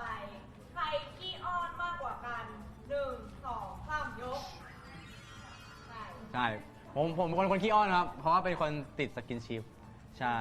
แต่ว่าไม่ได้อ้อนมัวซั่วนะครับอ้อนแค่บางคนใช่บอกทุกคนบอกทุกคนไงว่าผมไม่ได้เป็นคนอ้อนแค่บางคนพี่มิจี้เขาตอบไม่ได้เลยโอ้ยชูหน่อยอะไรบอกว่าแบบแบบผมแพรวๆผมนู่นนี่นั่นนี่เนี่ยว่าโอเคเขาต่อโอเคเอาน้ำมาไปกินใครชอบดุอีกคนมากกว่ากันโอ้โหอันนี้ทิ้งไปเลยได้ไหมครับโอเคมาโอเค1 2 3ทำไมยกผมไม่เคยดุคุณนะผมให้คุณพูดใหม่ผมเคยดุก็ได้แต่ว่าแต่มันแค่ก็นั่นแหละไม่มันก็มีแบบบางทีที่แบบว่าพี่เน็ตดุบ้างแล้วเจก็ดุบ้างเพราะว่ามันเหมือนกับแบบบางทีเราไม่ได้มีสติในการแบบทำอะไรนะตรงนั้นอะไรอย่างเงี้ยแบบเหมือนเขาแบบอาจจะ energy เยอะเกินไปจนไม่สามารถที่จะคอนโทรลได้เราก็ดุเขาใช่แต่ก็ไม่ตั้งใจยังไงที่ดุอ่ะไม่อธิบายเขาฟังไม่อธิบายให้คุณฟังเนี่ยเขาใจจิ๋วมากไม่พี่ใจจิ๋วไม่เท่าไหร่คนเนี้ยดุผมทุกวันไหนที่ไม่ดุอ่ะแปลกแต่ช่วงหลังไม่ค่อยดุแล้วไม่ต้องถามเหตุผลของคนที่เขารู้ด้วยว่าคุณคิดว่าเหตุผลไหนบ้างครับที่ทำให้เจมส์สุภาพมงคลดุเนสศิลภพครับไม่ยังกลับมาดุใหม่เหมือนเดิมไม่ได้นะไม่เอาเบื่อแล้วจริงๆปล่อยเวไปคนเรามันโตแล้วมันก็ต้องเรียนรู้กันเองปะจริงคุณอายุ25นี่อย่าง25แล้วใช่โอเคพี่ต่อไปโอเคครับต่อใครชอบเต้นมากกว่ากัน1 2 3ใน3ชาขึ้นสิ3ชาขึ้นฟิลแฟนสิโธ่จริงคนอื่นเขาเต้นได้กันหมดแล้วเนี่ยมีแต่เราไม่ได้บางทีก็ลืมใช่ครับผมชอบเต้นโอเคต่อไปเลยนะใครชอบร้องเพลงมากกว่ากัน1 2 3ยกใช่จริงเหรอพี่ฟังเหรอคำถามเรียกว่าชื่อเพลงชื่ออะไรครับชื่อเพลงว่าอะไรครับพี่ใช่ใช่นี่คิดอีกเพลงหนึ่งแต่เดี๋ยวมีอีกเพลงหนึ่งครับติดตามได้เลยเร็วนี้ครับผมใช่ครับเพลงฟิลเพื่อนโอเคครับข้อสุดท้ายครับพี่เราไปเรื่องมากเลยใครชอบกินมากกว่ากัน1 2 3เพราะไปกินด้วยกันกินข้าวด้วยกันไงไม่เขาบอกว่าใครชอบกินมากกว่าแต่นี่เป็นคนไม่ชอบกินนะจริงเหรอเจนน่ากินเยอะกว่าไม่ชอบกินอะไรชอบกินข้าวพี่ใช่แบบแต่ว่าจริงๆแล้วถ้าเผื่อใครที่กลัวกินข้าวแล้วอ้วนนะกินเท่าแก่น้อยใช่จ ติดไว้ที่บ้านเลย จริง เพราะว่ากลางคืนหิวอย่างเงี้ยไม่ต้องออกไปไหน ใช่ โดยเฉพาะแบบว่าผมอะชอบกินแบบ คือเหมือนกับเราไม่กินข้าวเย็นใช่ป่ะ อืม แล้วแบบพอไม่กินข้าวเย็นปุ๊บมันจะรู้สึกแบบอยากกินอะไรแบบจุบจิบจุบจิบจุบจิบอะเราก็เลยแบบมีเท่าแก่น้อยติดไว้ ใช่ครับ แล้วก็อย่าลืมเลย อย่าลืมนะครับ ถ้าเท่าแก่เฮ้ยไม่ใช่ ถ้าสาหร่าย ถ้สร่อย่าลืมนะ ถ้าสาหร่ายต้องเท่าแก่น้อย เฮ้ย หยิบสาหร่ายเท่าแก่น้อยมากินเลย เขา ตอ ช น อบ เนี้ย แบบพริกแพงคำนิดนึงครับใช่ เอานี่ก่อนนี่ก่อน นี่ไง อันนี้เป็นลองชีส ลองชี้เรามาแข่งกันไหม ครับ เอาไงบ้างหรือยังเอาเลยไหมล่ะ เราจะเอาเลยเหรอ เพราะว่าคือจริงๆอ่ะอยากกิน โอ้ใช่ผมก็อยากกินเหมือนกัน อ่าทุกคนมีที่บ้านไหมถ้าไม่มีวิ่งไปซื้อตอนนี้เลยหรือว่ากดที่ตะกร้าได้เลยนะครับ ใช่ครับผม ถ้าเผื่อเป็นแอป ถ้าเผื่อเป็นแอปสีฟ้าก็คือต้องทักแอดมินมาก่อนนะครั ใช่ครับผม แต่ถ้าเผื่อเป็นแอป TikTok ก็สามารถกดที่ตะกร้าได้เลยครับ ได้เลยครับ มา นี่ครับผม ก็อันนี้ก็จะเป็นรุ่นใหม่นะครับผม ก็จะเป็นเท่าแก่น้อยลองชีสนะครับนี่ก็ กินนะเดี๋ยวเราจะมีเกมให้เล่น เอาเมื่อกี้เหรอ อ่า เกือบเข้าปากแล้วเมื่อกี้โทษที อดใจไม่ไหวไง โอเคครับ โอเค ครับ เกมนี้ชื่อเกมว่ารักนางงามก็ อ่า คือจะให้ทั้งคู่อะแข่งกันงับสาหร่าย ครับ ชีสเนาะ แล้วก็ต้องนับทีละแผ่นห้ามขาด โอเค แข่งกัน งับทีละแผ่น แล้วคืออยู่ในซองนี้มีทั้งหมด สองแผ่น 2 แผ่น ต้องนับทีละแผ่นใครหมดซองก่อนคนนั้นชนะ ใช่ครับ ใครที่ชนะสามารถสั่งคนแพ้ทำอะไรก็ได้ จริงปะเนี่ย โอ้ยต้องชนะกันแล้ว 15 วิเองนะ โอเคครับ ห้ามหักห้ามต้องสวด โอเค พร้อมยัง อย่าเพิ่ง พร้อมยัง เอาเลยครับ อย่าเพิ่งอย่าเพิ่งโอเค ถ้าพร้อมแล้ว อย่าเพิ่งโอเค อย่ายิงวงนะถ้าพร้อมแล้ว1 2 3เริ่มค่ะ อืม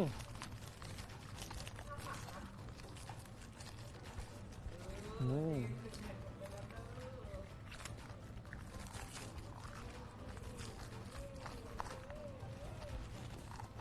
ถูกแล้วครับ อืม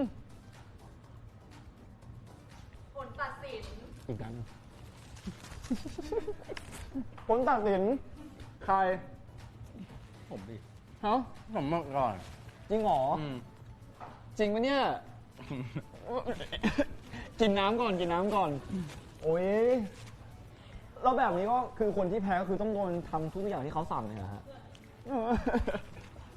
พี่เนสจะใจ ไม่พี่ ร้าย เอา มาก โอเค ครับ จะสั่งให้น้องทำอะไร อ้อนผมครับ เป็นสิ่งที่ยากวะ เป็นสิ่งที่ยากมากไหน เกิดการแพ้เกมไง ก็ ไม่อ้อนแบบพี่เน็ตพาไป เยอะแล้วเยอะแล้ว ไม่พา อ๋อได้ได้ อุ้ยโดนดุแล้วเนี่ยเห็นไหมเห็นไหม ชนะ เห็นไหม โทษทีลืมโอเค นี่ขนาดมีกล้องแล้วเนี่ย อ๋อโทษค่ะเร็ว อืม โอเค ๆฝาละฝาไหนอะ นี่ไง มาคุณจะให้ผมอ้อน อ้อนบอกว่าพี่เน็ตพาไปซื้อเท่าแก่น้อยหน่อยสิครับ อ๋อ ได้ไหมนะ แล้วให้ผมถือเท่าแก่น้อย ใช่แบบอ้อนๆแบบอยากกินอีกอะอยากกินอีกอะพี่เน็ตนะ แล้วแบบเอาให้พี่แบบพาไปให้ได้อะพี่เน็ตอยู่นี่เออ ผมไม่อยู่อะไรเลยผมก็ไม่เห็นมีเหมือนกัน พี่เนท ครับ อยากกินเท่าแก่น้อยอีกพาไปซื้อหน่อยนะ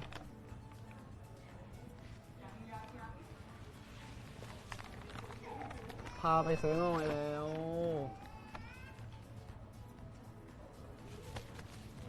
ฮะอ๋อพาไปซื้อหน่อยแล้วเดี๋ยวเร็วนี้อยากกินอีกเนี่ยซองเดียวมันไม่พอ อยากกินลองชีสที่มันออกมาใหม่อ่ะ อะไรนะ อยากกินลองชีส ฮะ รสบาร์บีคิวอ่ะ ไปหาหมอไหมถ้าเหมือนไม่ได้ยินอ่ะ โอเคได้เดี๋ยวพาไปซื้อครับ เย้ สามารถกดกิ่งได้เลยนะครับผมเอ้ยกดตะไคร้ดิ กดตะกิ่งกดตะกิ่ง กดตะไคร้ติ๊กต็อกได้เลยนะครับผม ใช่ครับผมแล้วก็ ทางแอปฟ้าก็สามารถที่ทักแชทได้เลยก็ NJ 400ครับผม เสียง จบแล้ว เสียงก็หาย ครับ ตะโกนโอเคครับ มาอ่านคอมเมนต์หน่อย ผมชอบนี้ในไอ้คลิปเลยนะฮึบไว้ลูกฮึบไว้ปีหนึ่งมีครั้งหนึ่ง ไม่คือปกติอะพี่เนทจะชอบแพ้เกมนะพี่ ใช่ ใช่ วันนี้ผมยอมต้องชนะให้ได้ ใช่ถ้าเหมือนเขาจะแบบว่าถ้าเหมือนเขาอยากจะชนะเกมไหนเขาจะโกงนิดนึง ไม่เมื่อกี้เขาไม่ได้โกงนะ อ๋อเหรอ เมื่อกี้ไม่ได้โกงเลย ไม่โกง เหลืออีกแผ่นหนึ่งปะเนี่ย โอ้ยเช็คไหมอะเช็คไหม โอ้ยไม่มี ถ้า ไม่ เผื่ มี อนี่เขามีปะเนี่ย ไม่มี เช็คหน่อย ไปกอดูเลยมีสองไป โอ้แล้วทำไมถึ กิ ง นหมดแล้วกินไปหมดแล้ว ไม่แล้วทำไมถึงไม่เช็คล่ะตายมีปะเนี่ย ไม่มี มีได้ไง ไม่มี อ๋อ ไม่มี คุณชอบทำตัวมีพิรุธว่าแบบ แต่ เออ เป็นคนชอบทำตัวพิรุธจริงๆนะไม่มีมาอ่านก่อน ดูแล้วอยากวิ่งไปซื้อเท่าแก่น้อยมากินกับเนี่ยเจมส์แล้ว ไม่ต้องวิ่งเลยครับ ถ้าเผื่อใครกลัวเหนื่อยนะครับผมสามารถกดแล้วให้ Delivery วิ่งมาแทนคุณได้ จริง ชอบมากกับคำโบบะกับพี่เขาอะจริง คุณอ่านหน่อยดิ ครับนี่อ่านอยู่นี่ไงวันนี้เขาบอกว่าสงสารพี่เนชนะก็หาว่าโกง คุณ เห็นไหม แล้วคุณไม่รู้เขาฉลาดเกมโกงนะคนเนี้ยจริงๆเหลี่ยมยอะ ไม่มีเหลี่ยมอะไรเลย คนอื่นเพชรก็ไม่รู้ นั่นแหละมาอ่านต่อครับผม เฮ้ยเขาบอกให้คุณอ่านให้หน่อยเนี่ย ฮะเขาบอกเขาพิมพ์มาว่า พี่เจมส์น่ารักจังเลยครับเหลี่ยมเหมือนกัน ปากแข็งนะเนี่ย ชอบหาดูยากบ้างเจมส์ออนพี่เดชอะก็ จริง จริง แต่เขาจะอ้อนนานๆทีเลยนานๆทีจะอ้อน หาอะไร คุยกับเขานั่นแหละ อย่าโทษน้องเนท น้องเนท ลูกแม่เห่งที่สุด เห่งที่สุด เขาพิมพ์เก่งแต่แบบเขาพิมพ์ผิด เป็นแม่ลูกกันได้ ไม่รู้ก็ได้พิมพ์ผิดเหมือนกันใช่ นี่เขาบอกว่าสงสารพี่เน้นหน่อยน้องเจมส์ โอ้ย มาใครที่ซื้อแล้วโอ อ่า นแล้วแจ้งแล้ว เราจะมาทำการสุ่มโชว์คนดูซะหน่อย สุ่มเหรอครับ เราจะทำการทยอย ทยอยหา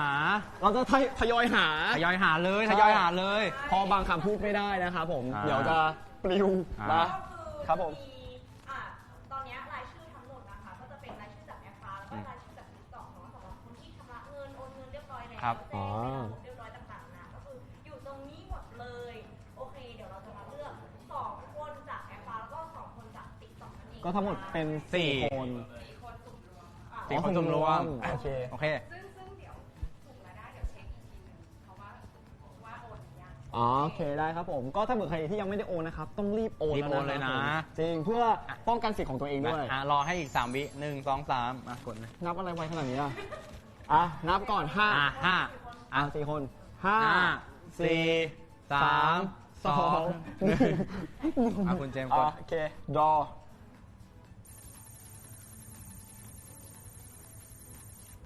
เอ้า บูกันตา คุณ บูกันตา บูกันตา บูกันตา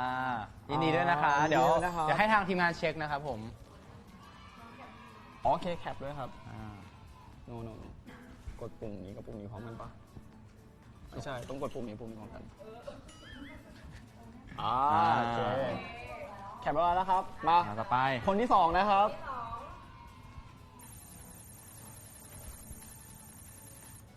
3645 ครับ 6 4 5ครับ ยังไงนะเนี่ย ไม่ต้องกดนี้แบบนึงนะโอเคครับ ต่อไป พี่กดไปแล้วอะ อ๋อเหรออ๋อคนที่ 3 ปะก็นี่ไง 3703 ครับ 3703โอเคครับ แคปก่อน นี่ครับ แคปแบบนี้นะครับ สอนคุณอะ ไม่ต้องสอน ถ้ามีคนผมไม่ต้องรู้ โอเค ต่อไปครับ คนที่ 4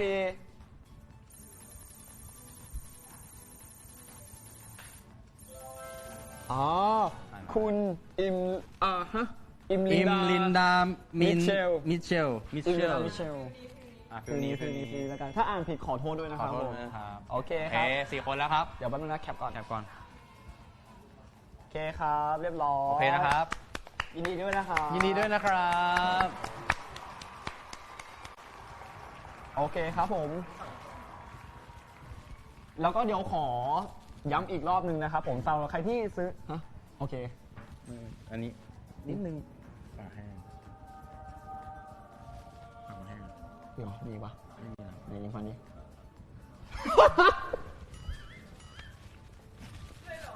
ไม่เขาปากสั่นผมเลยขับเขาไม่เฉยโอเค ผมขอย้ำอีกรอบนึงนะครับผมใครที่สั่งซื้อในทางแอป TikTok นะครับกดที่ตะกร้าได้เลยนะครับผมเพื่อแบบ ใช่แล้ว ใช่ครับผมแล้วก็ใครที่ซื้อในแอปฟ้าก็ต้องทักหาแอดมินก่อนนะครับผมก็พิมพ์ NJ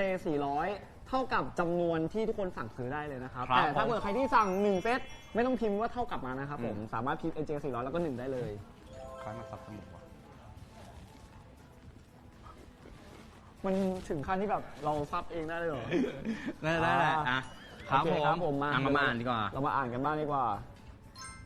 แล้วก็ในระหว่างนี้ครับผมทุกคนสามารถสั่งซื้อแล้วก็พูดคุยกับพวกเราได้นะครับผมเราก็จะสุ่มๆอ่านนะครับโอเคสรุปคือรอบเมื่อกี้นะคะที่เราสุ่มกันรอบแรกใช่ไหมที่เราจะจับมากี่คนบ้างครับมีหนึ่งคนที่ยังไม่ได้โอนอ๋อทุกคนต้องรีบโอนนะเดี๋ยวเราจะสุ่มใหม่คนหนึ่งใช่ไหมครับใช่ครับสุ่มใหม่เดี๋ยวรอรอบหน้าแล้วกันนะครับผมแต่อยากบอกนะครับผมใครที่อยากจะได้แบบสิทธิ์ในการที่จะใช่ครับผมก็ต้องโอนก่อนเพื่อรักษาสิทธิ์ของตัวเองไว้นะครับเราก็จะสุ่มเจอทุกคนเผื่อวันนี้คุณดวงดีเนาะใช่โชคดีนะครับผมไหว้พระก่อนไม่ใช่พระโอเคครับผมโอเคเอามาต่อกันดีกว่าครับผมมาครับผมเดี๋ยวผมอ่านว่าเพนAKครับโอเคครับไม่คือช่วงนี้พี่เนตใช้เสียงเยอะครับใช่ครับแบบคอแห้งอะไรเงี้ยบ่อยๆเดี๋ยวพี่เล็กก็โตแล้วเจมเอานิดนึงแป๊บนึงโอเคครับผมเกมต่อไปเกมใบเขียนหลังครับเย้กติกาครับผมก็คือให้วาดภาพคำปริศนาที่ให้อยู่บนหลังของอีกฝ่ายถ้าอีกฝ่ายทายถูกจะได้คะแนนสลับกันคนละ3ภาพมีเวลาให้วาดภาพละ1นาทีครับผมใครวาดให้อีกฝ่ายทายถูกได้มากกว่าคนนั้นคือชนะโอเคใช่แล้วก็บทลงโทษจับด้วยแล้วบทลงโทษคือน่ารักมากจริงปะจริงเราไม่เคยทำที่ไหนเลยจริงก็จริงไงเขาไม่เคยทำที่ไหนไง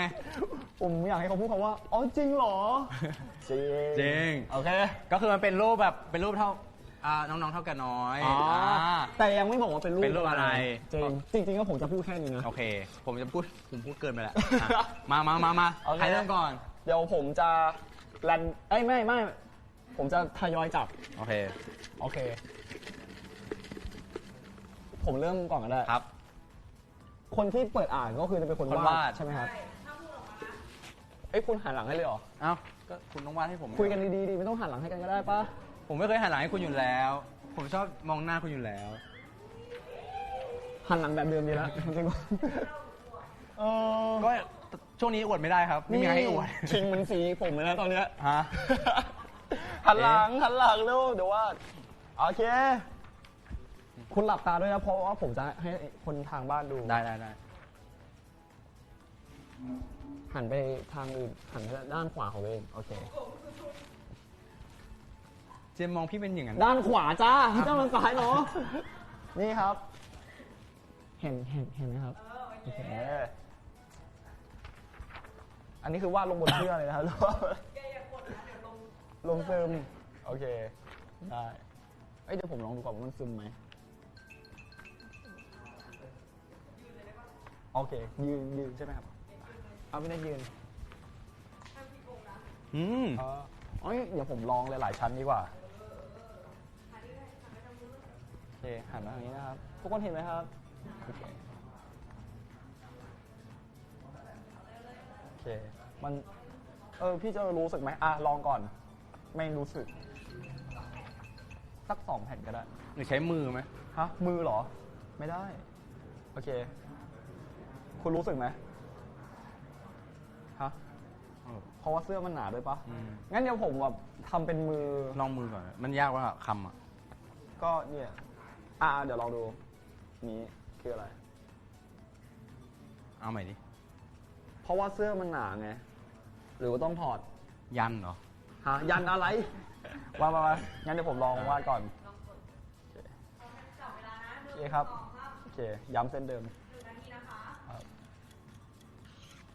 พอรู้สึกปะรู้สึกแต่ไม่รู้ว่าอะไรลองเดาเป็นรูปทรง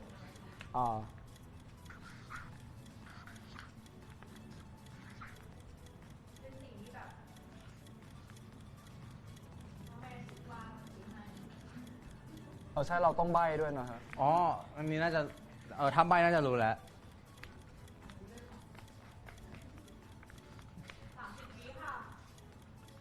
โอเค มันเยอะขนาดนี้เหรอ ว่าไปก่อน จริง ใบไม่มีใบใช่ไหม เอาใบ้เป็นเป็นของที่แบบ ของใหญ่ใช่ไหมใช่ไหม อย่าหันมาดิ อ้าว ก็แบบเป็นของเล่น เอาของเล่นเหรอ เป็นพอละ ต้องให้จะตอบบ้าน ตอบ บ้าน ฮะ บ้าน บ้านของเล่นได้ไหม ว่าต้องเยอะให้ตอบอีกทีหนึ่งเป็นของเล่นที่มันจะใบ้ยังไงอ่ะมันใบ้นิดเดียวก็รู้เลยอ่ะ ของเล่นเหรอทุนยนต์ นี่ จากที่เขียนเลย ไม่ตอนแรก รู้สัน รู้ นิ จัก บาต ขยับ ไม่เพราะว่าน้องเขาว่าเป็นสี่เหลี่ยมก็น่าจะเป็นบ้านอ๋อ บ้านสามเหลี่ยมก็มีปะ มาตามผม โอเค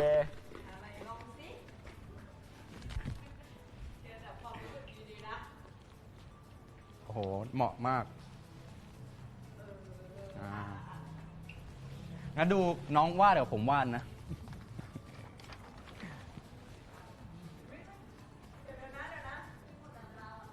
ฮะ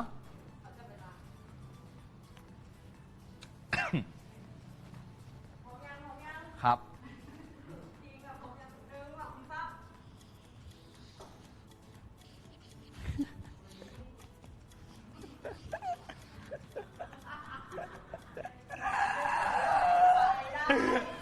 มันคือมันว่าไงอ่ะ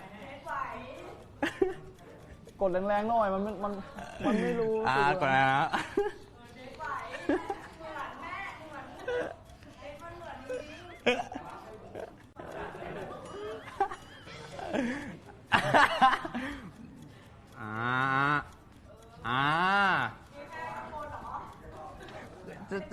จะปืนเหรอโอ้ยพี่แค่นี้แหละเดี๋ยวมันเละไปหมดนี้วันนี้ไม่เอาประมาณนี้ครับประมาณนี้โอเควันนี้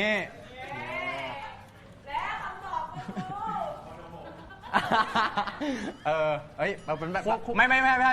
ป็นไม่ใช่เป็น พี่เขาตอบมาเมื่อกี้ก็ใครก็ไม่รู้เขาบอกว่าโคโดโมะใช่ไหมอะไรอยู่ในนั้นให้ตอบผิดได้กี่ครั้งครับพี่2 ง่ายๆเลยเอาจริง เอาใบหน่อย ถ้าเห็นรูปเจมส์ก็ออกเลยจูว่า ใบหน่อย ที่เจมส์รู้สึกครั้งแรกคืออะไร เจมส์รู้สึกเหมือนแมว อ่า แบบว่าคือแบบเหมือนมี อะไรคือที่มากกว่าแมวที่เหมือนพี่เน็ต ไม่มี อ๋อ และคือ สิงโต เฮ้ยคุณอยากเห็นรูปที่ผมวาดให้คุณปะ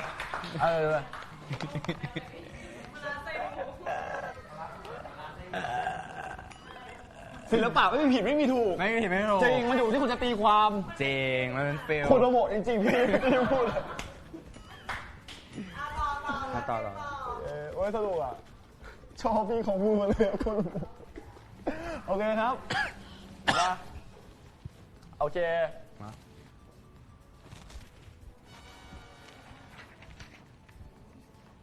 โอเคครับ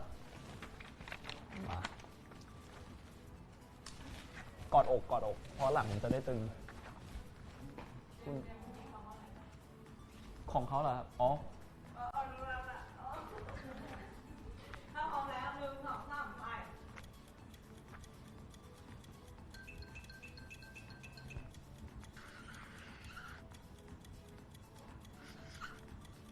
ในฟิลลิ่งเป็นไงบ้าง เหมือนสัตว์ มีกี่ขากี่ขา เดี๋ยวนะขอ สัตว์ปีกหรือสัตว์ สัตว์ปีกครับ อยู่สัตว์ปีกปะแบบมีกี่ขาตอนนี้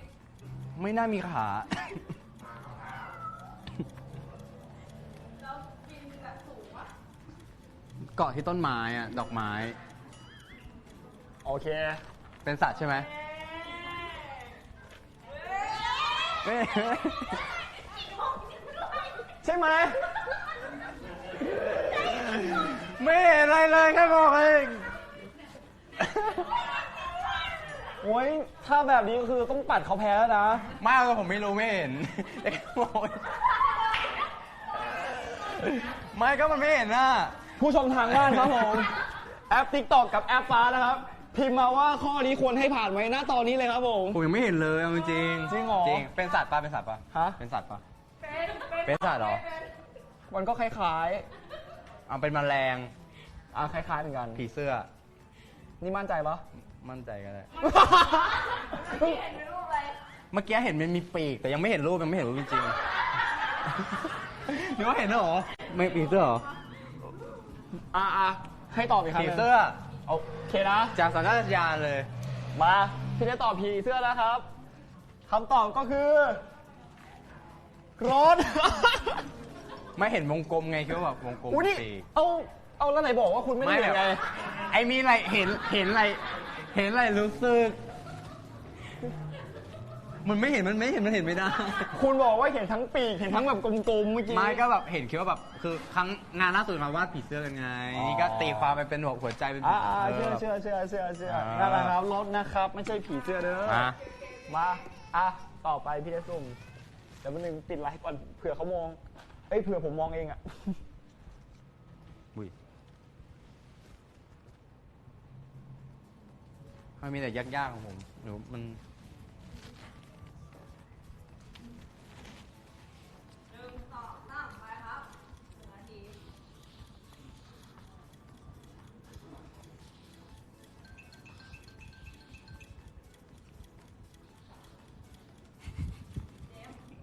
จ๋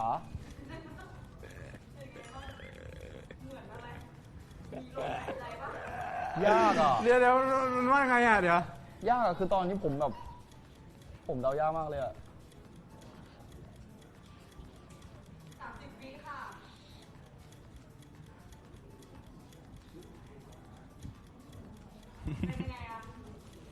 มันมีเส้นอะไรเยอะไปหมดเลยเนี่ยแบบ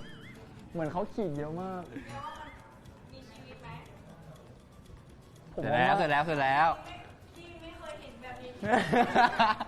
ผมว่ามี อ่ะ มีไหม ไม่ใช่แค่เจมส์ทุกคนทายว่าเป็นตัวอะไรดีกว่า ใช่ไหมใช่ที่โชว์ใช่ไหมใช่ไหม ผมหันไปทาย คุณทาย โอเคผมหัน ลองดูเห็นก็อึ้งแอบอึ้ง ใบ้หน่อยดิใบ้หน่อย เป็นคุณน่าเป็นคุณน่าชอบ ที่ผมว่า หมายถึงลูก ไม่คือเป็นสัตว์เลี้ยงแล้วกันนะ อุ้ยสกปง่ายมาก ง่ายมากจริง แต่พลิกออกมาแอบอึ้งไม่คนทั้งบ้านยัง รู้คำยังทายผิดเลย สัตว์เลี้ยงเหรอหมา เฮ้ย งั้ เห็นไหม ลองโชว์หน่อย จริงๆอ่ะเขาไม่ต้องดูก็ได้จะได้แบบ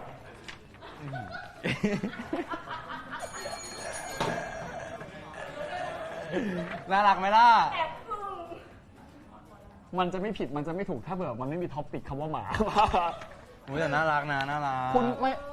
ไม่แบบว่าเหมือนมันเหมือนหมูอยู่นะเหมือนหมู ใช่ตอนแรกวาดไปก็งงว่าหมู ไอ หรือ ตอ ห น มา แรกอะผมคิดว่าแบบค้างคาวไหมหรือว่า มีปีก ยังไง มีปีก แบบปีก ใช่ปีก อ๋อ หูยาวมันหูไงหูมันคือตอนแรกก็สับสนจะวาดหมาพันธุ์อะไรดีนี่คือแอดวานซ์ไปถึงแบบอยากวาดเป็นพันธุ์ไหนแล้วนะ แ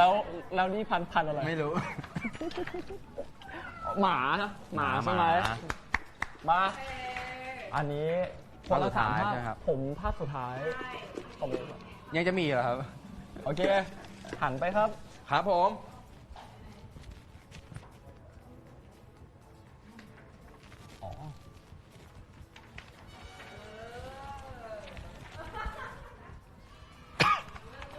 ถ้ารูปนี้คุณตอบไม่ได้นะคุณเนท หัวใจเหรอ ไม่ใช่ หัวอะไรทั้งนั้นกอดอกครับกอดอก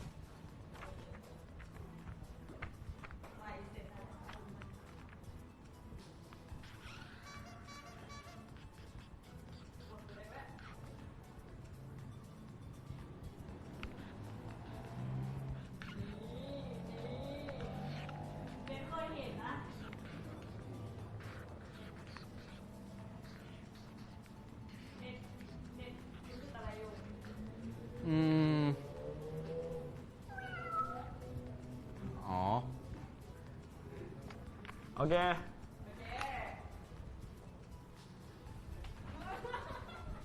สิ่งมีชีวิต ไม่ใช่ เอ้า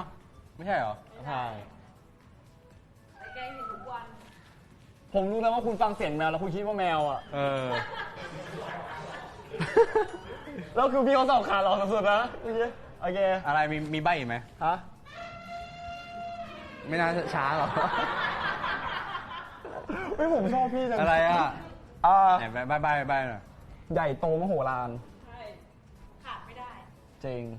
ขาดเธอไม่ได้ เฮ้ยเขาใบ้แล้วนะเมื่อกี้อะ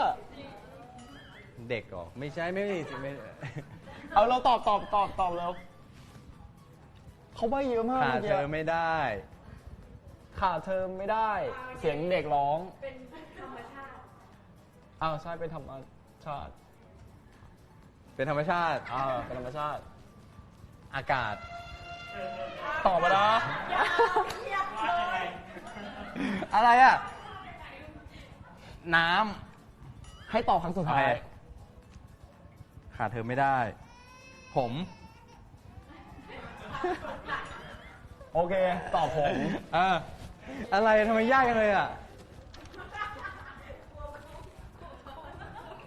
ดี พระอาทิตย์ พระอาทิตย์แต่เมื่อกี้เขาใบ้คุณสุดเลยนะ นั่นเหรอไป เขาเอาภาพเด็กมาอย่างเงี้ยแล้วแบบเคย เทเลบี้ เทเลบี้แล้วก็บอกว่ายิ่งใหญ่มโหฬารขาดไม่ได้ โอเค ใช่ ยากอยู่นะเอาจริง โอเค เย้ ก็คือ คือ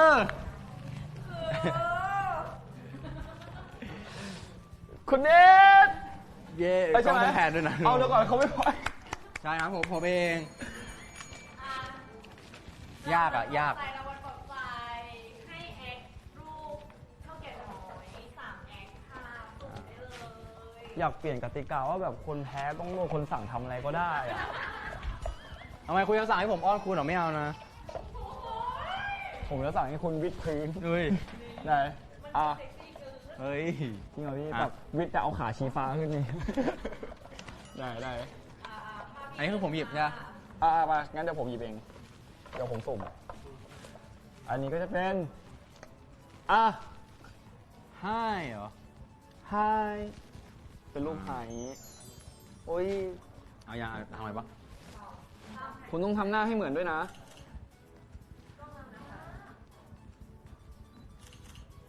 โอเค อันที่3 อ๋อ แกล้งปะเนี่ย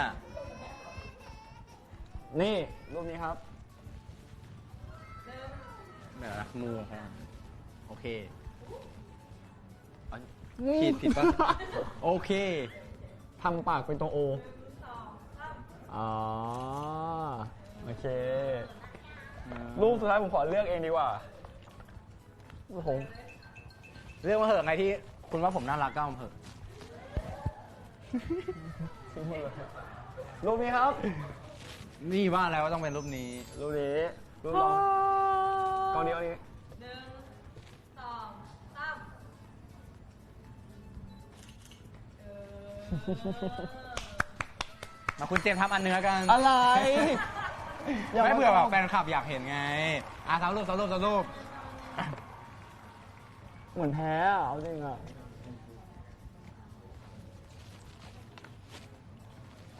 ให้ทำอันนึงเราเลือกรูปเองด้วยนะ เกินไปปะ อันนี้อาการ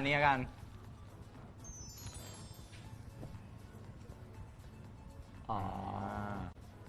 ได้กล้องนี้ใช่ไหมครับ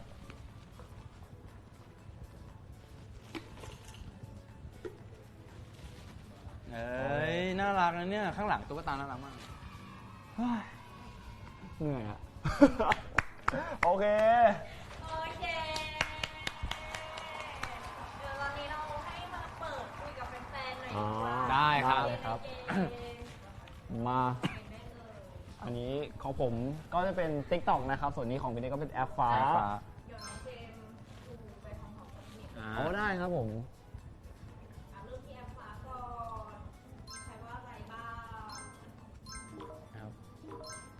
อ๋อ ที่คุณตอบว่าผมอะคือหมายถึงว่าผมขาดคุณไม่ได้เงี้ยเหรอ ใช่ อ๋อ ผมก็เพิ่งรู้เพราะว่า มีคอมเมนต์ว่า ขาดคุณไม่ได้หรือขาดผมหรืออะไรสักอย่าง ผมไงผม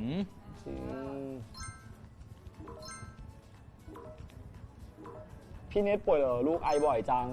อธิบายให้เขาฟังหน่อย ครับผมก็มีอาการป่วยบ้างครับผมเพราะว่าช่วงนี้ไอบ่อย I love you อะครับ ไอต่อไปเถอะ งั้นละ นั่นแหละครับ ไม่แบบว่าเหมือนกับหายแล้ว แต่ว่าแบบมันก็ยังมีแบบเป็น ใช่ รองๆ เพราะว่าเหมือนกับช่วงสงกรานต์คือเหมือนกับเราแบบไปตากแดดตากฝน อ๋อ ใช่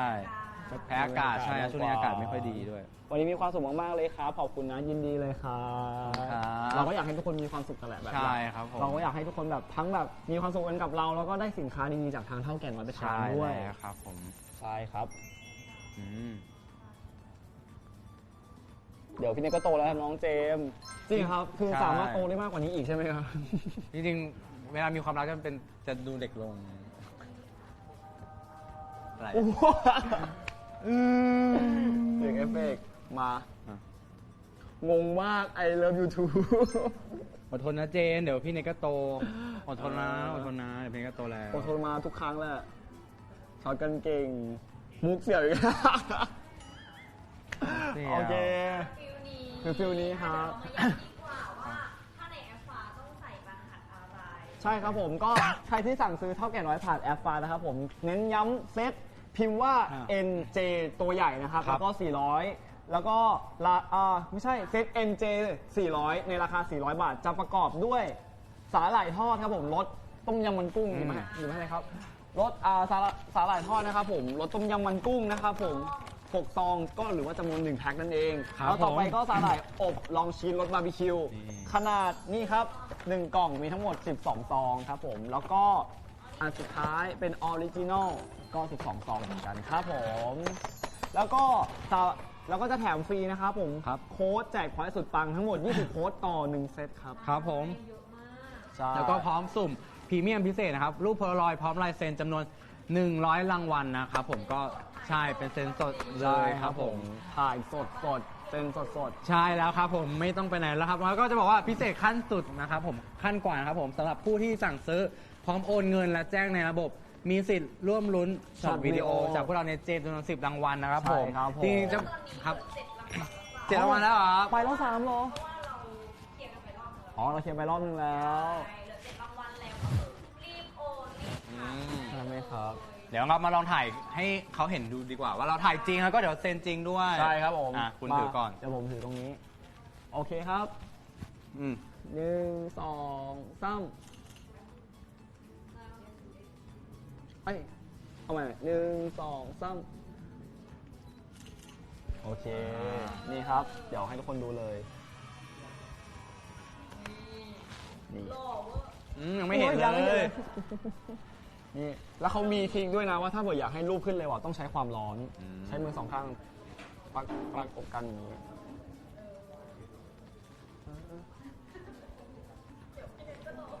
เดี๋ยวพี่ก็โตแล้วใจเย็นนะ นี่โอเคครับผมก็ เออ เดี๋ยวเรารอให้รูปขึ้นก่อนนะครับผม ใช่ ก็จะเป็นรูป ถ่ายไปอีก100 รูป ใช่ ครับผมอันนี้ก็ถือว่าเป็นน้ำจิ้มก่อน ใช่ อ่ะ ใช่ครับ ต่อไปก็คือซีรีส์เราก็จะเป็นฟิลแบบออฟฟิศอีก อ่า นะคะ ใช่ครับผม วันนี้เดี๋ยวเราให้ทั้งคู่อะมาทำข้าวกล่องดีกว่า อืม ในการตามสไตล์ของตัวเอง ได้เลยครับ ถ้าพร้อมแล้วเชิญอุปกรณ์ได้เลยค่ะ ในระหว่างที่เราทำเราสามารถกินเท่าแก่น้อยได้ด้วยได้ไหม มีเวลาแค่5 นาทีในการแต่งข้าวกล่องของเรา อ๋อ โอเคเลยครับ อันนี้เป็นแบบโรยหน้า ใช่ นี่เลย ข้าวแกงน้อยท็อปปิ้งผักสาหร่ายโรยหน้าแล้วก็สาหร่ายอบด้วย คือแม่ผมชอบมาก จริงครับแบบแม่จะชอบแบบว่าจะมีแกล้มเวลาแบบกินข้าวอะไรอย่างเงี้ยจะชอบแบบโรย ใช่ ใช่ครับผมก็จะเป็นท็อปปิ้งสาหร่ายโรยหน้ารสบาร์บีคิว เดี๋ยวพี่จะจับเวลาแล้วนะ ว้าว เตรียมอุปกรณ์ให้พร้อมใส่ถุงมือให้พร้อม ได้เลยครับผมได้ไหมครับแอร์แรงมากตรงนี้ ไม่ให้เปิดก่อนไม่ให้ขอกินก่อน หิวเหรอเนี่ยอันนี้เราสามารถแบบห่อกับพวกกุ้งดองพวกแซลมอนดองได้ด้วยนะ ได้เลยครับ ใช่ ผมก็กินอร่อย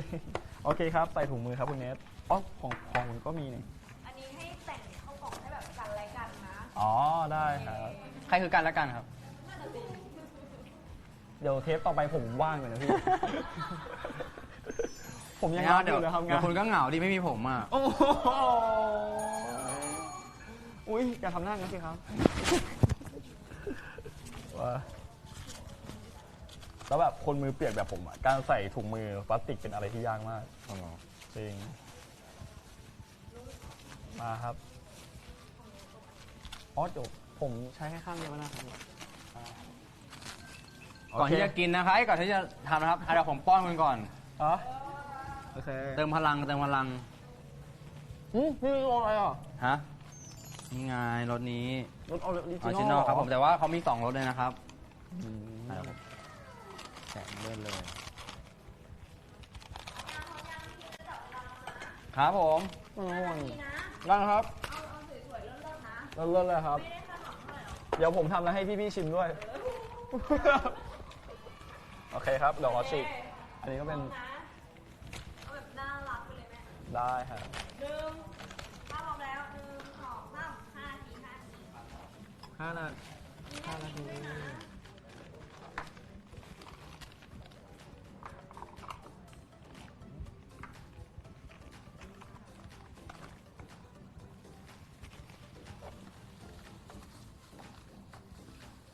ข้าวคลุกแมววะเนี่ยทำ หยอกอะไรขนาดนั้นนะ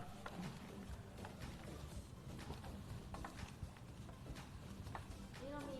รูปตัวอย่างให้ได้นะ โอ้โห โอ้โห พี่5 นาที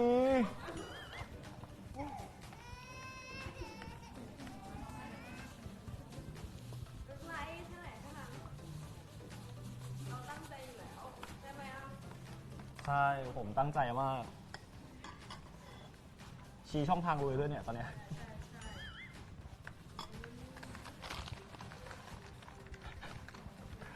อุ๊ยคุณโรยแบบไม่แบ่งผมเลยเหรอ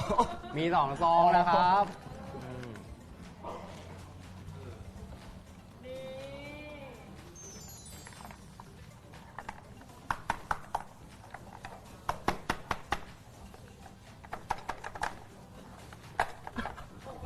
ไม่ออก สรุปแกคือข้าวแมวเหมือนกัน เฮ้ย ออกแล้วคาวาอิเนี่ย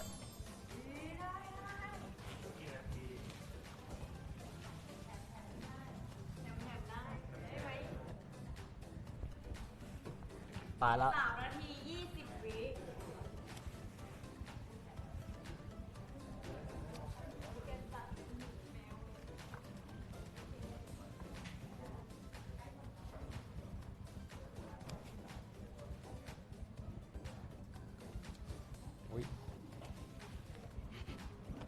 คุณแอบกินข้าวเหรอ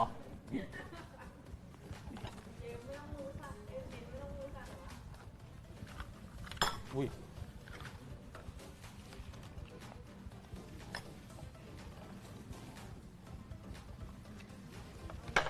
ผมไม่เคยทำแบบนี้ให้ใครนะจริง มันยากไงแม่ เพราะมันแอปยาก จริง มันยากนะ 2 นาที 28 วิค่ะ ได้ครับ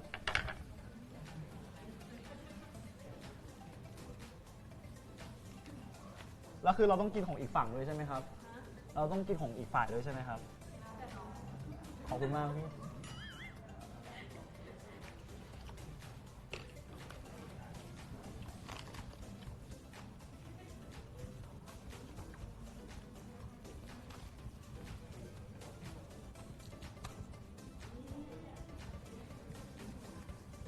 เดนพวกเขามันกินได้ มันกินได้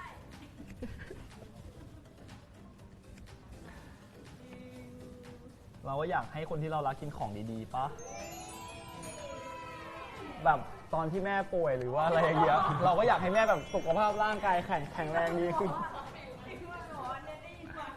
แบบฟิลสุด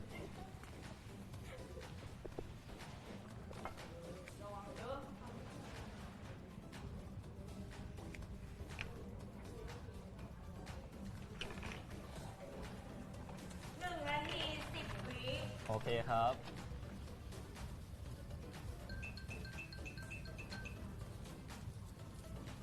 อุ้ยกลินมันหอมจังอะ ถ้ามีบอกว่าจงตั้งชื่อข้าวกล่องของเรา จงตั้งชื่อเหรอ เราค่อยบอกตอนทำเสร็จใช่ไหมคะ อยู่ไม่ได้ใจ ได้เลย มิสซิรี่บอก มีซีรีส์บอก 40 วิค่ะ โอ้ยไวมากแม่ ค่อยๆนะค่อยๆนะ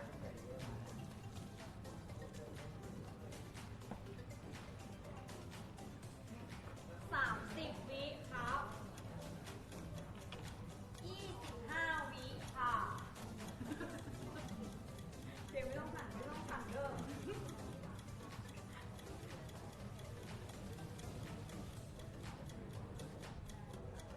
12 วิค่ะ 10 9 8 7 6 5 4 3 2 1 หมดเวลาค่ะ เย้ โอเค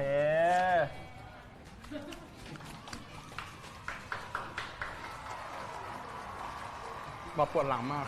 พวกเรา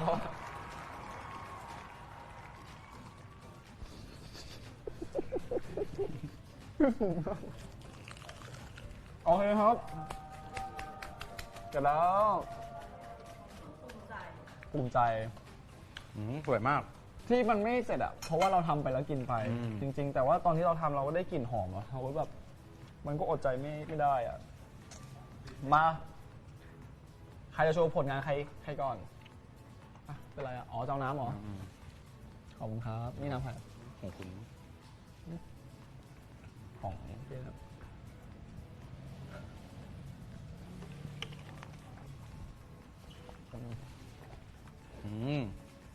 มา ถอดถุงมือ โอเคครับ เริ่มที่ น้องเจมส์ก่อนก็เห็นตั้งใจสุดๆเลย หรอ อืม อ่ะ นี่ของผมครับผม ครับผม นี่เห็นไหม อ๋อ กล้องนี้ใช่ไหมครับ นี่ครับ เอาจริงๆอ่ะ คือคอนเซ็ปต์ผมมันไม่มีอะไรมากเลย อืม การทำอาหารทุกๆอย่างใส่ความรักลงไปก็อร่อยแล้ว อืม แต่ตอนที่ ไม่อยากให้ทุกคนแบบไปตัดภาพตอนคอข้าว เพราะอย่างเงี้ยคอไม่ออกนี่ครับ ก็จะเป็นแบบว่าเป็นข้าวปั้น ครับ แล้วก็มีสาหร่ายของเท่าแก่น้อย ครับ แล้วก็มีแบบโรยด้วย อืม ใช่ครับผมแล้วก็มีไส้กรอกเล็กๆเป็นโปร อ่า ตีนอะไรอย่างเงี้ยอ่ะของคุณเนทครับ นี่ของผมดู นี่ ก็จะบอกว่าเป็นข้าวปั้น เหมือนกับ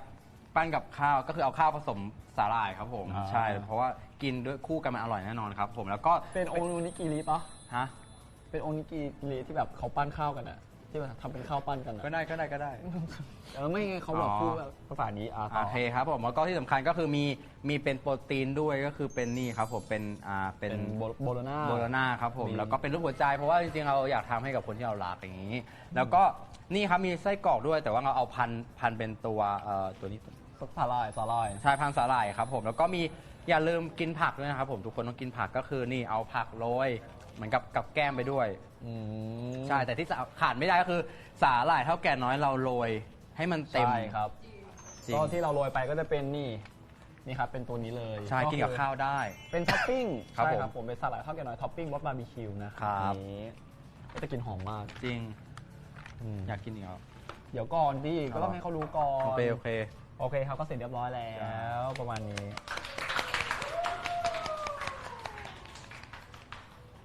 โอเคครับ ต่อไปครับ เอ้ยเราต้องให้ชิมกันด้วยป่ะครับเนี่ย ได้หมด ตายแล้วคำยังใหญ่ เอาเบาๆก็ได้เบาๆเบา เอา ๆ ช้อน เดี๋ยวผมชิมให้คุณชิมก่อน อันนี้ได้ นิดนึงเบาๆเบา นี่เราจะไม่บอกแล้วเนี่ย ๆคุณสวรรค์เลยไหม ตัวข้าวโรยไอตัว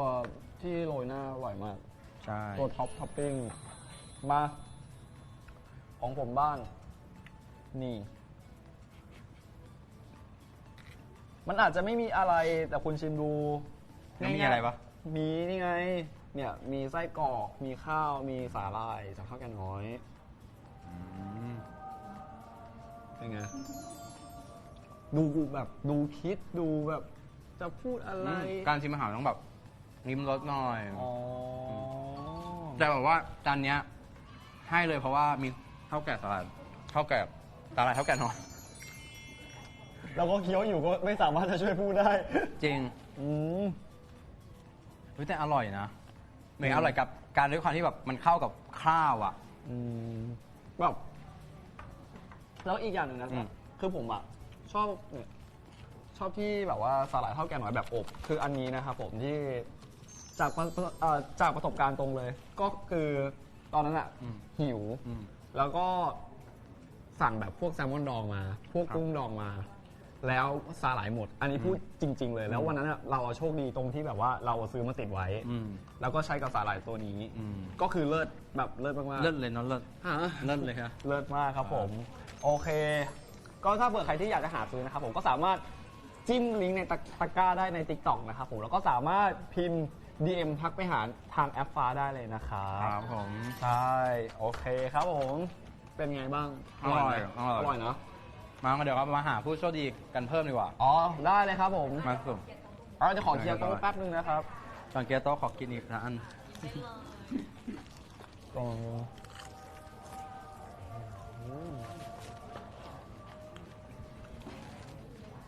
น้ำใหม่แล้ว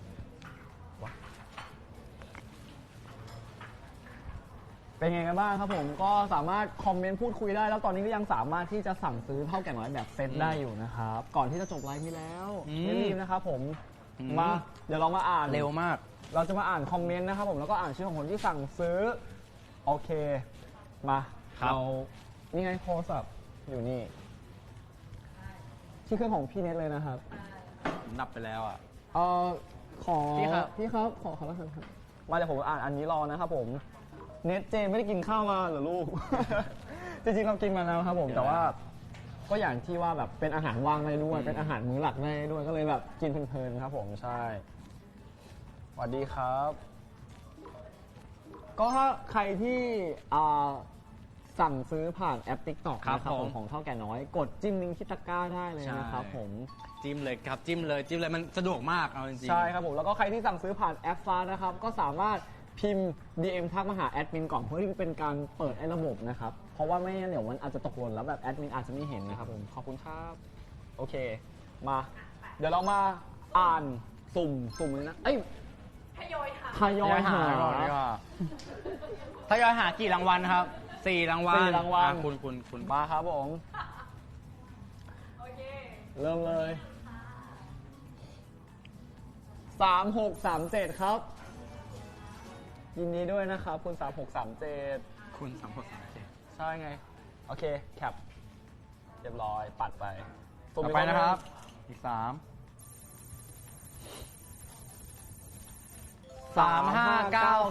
ครับ ยินดีด้วยนะครับ คุณเจ แคปก่อน แคปยัง ครับผมเรียบร้อย โอเค คนที่3ปะ 3618 ครับ ยินดีด้วยนะครับอ่ะเดี๋ยวแคปก่อน โอเค ต่อไป 3691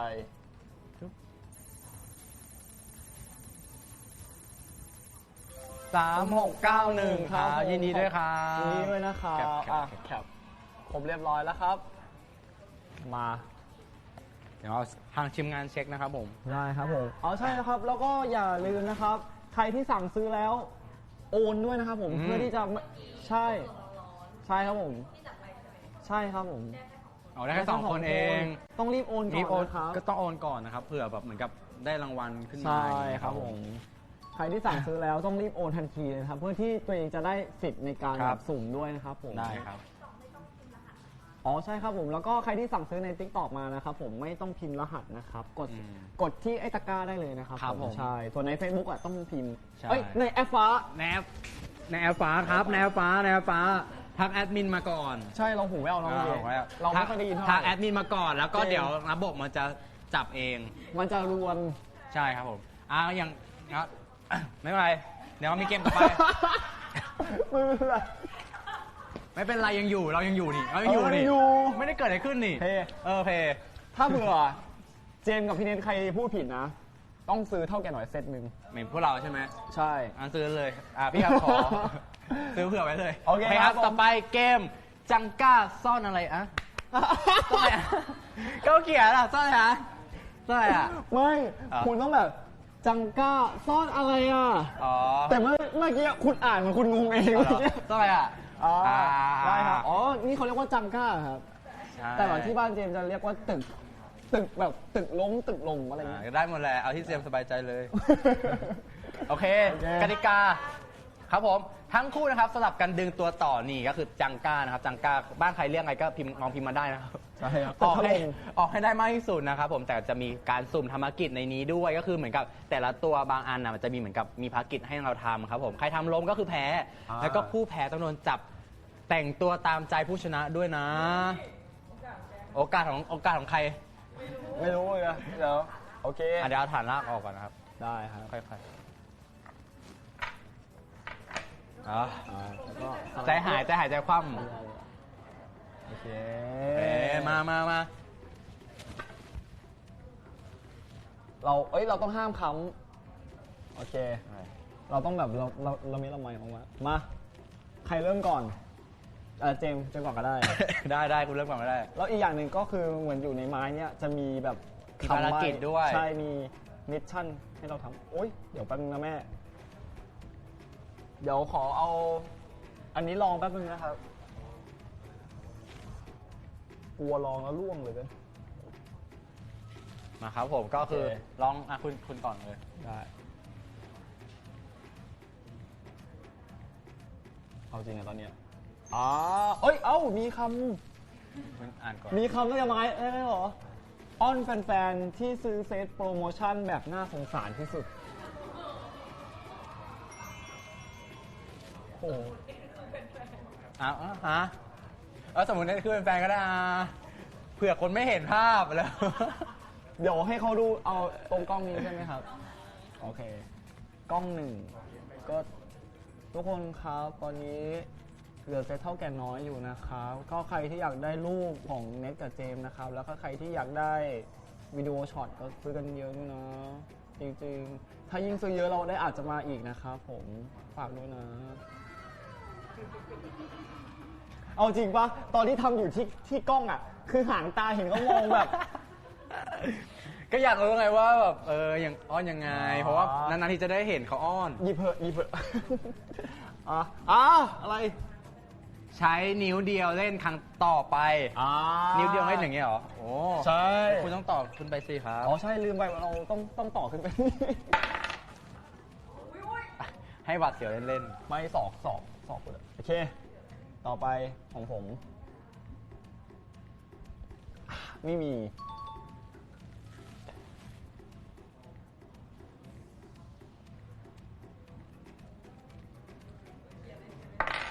มีไหม ๆไม่มีครับ ไม่มีแล้วผมจะเล่นนิ้วเดียวทำไมอะ อ๋อยังไงเกมมันต้องจริงจัง งั้นครั้งต่อไปผมง่าย2 มือได้แล้วใช่ไหม ได้ใช่ได้สอบมือได้ละ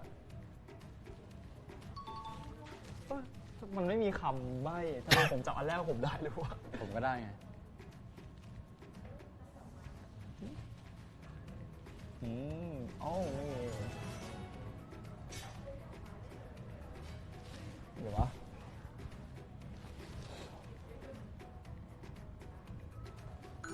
เราถนัดน้องเราเล่นมาแล้ว ใช่เอ้ยมันไม่มีคำเลยเหรอ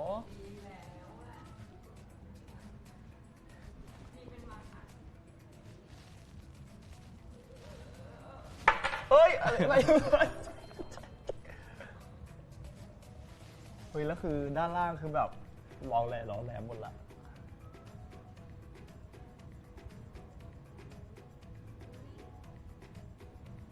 ไม่เสี่ยงดีกว่าไม่มี ใหญ่เลยเดี๋ยวดิ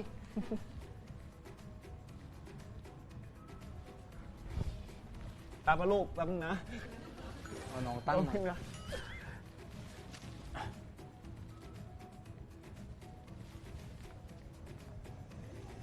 อะไรอ่ะ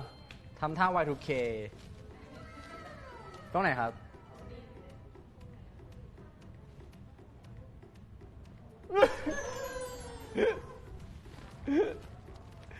ชอบกล้องก็แพนมาหาอีกนะ ช่วงแรกๆเขาทำบ่อยมากเลยท่า Y2K อ่ะ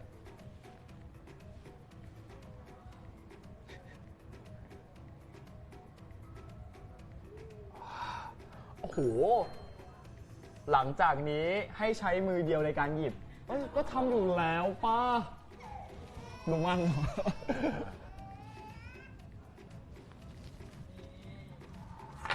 เฮ้ย ฮะ ฮะ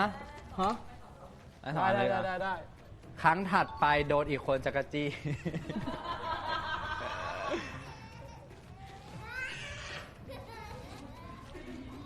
ร้องไห้หนักมาก มือเดียวนะ มือเดียว ไม่ใช่นิ้วเดียว โอเคโอ้ยพี่ทุกคนก็พูดอ่ะ จ้องตากับอีกฝ่าย ห้ามกระพริบตา1 นาที อ๋อ ก็คือต้องทำก่อนเล่น โอเคมาลองชนกล้องไหนครับ กล้องนี้ 1 2 3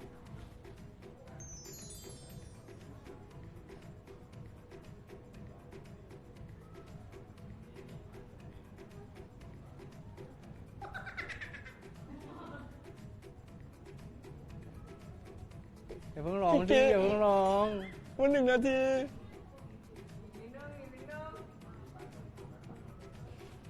ครบ1 นาทีไหมพี่ อีกกี่วิน้ำตาผมจะไหลแล้ว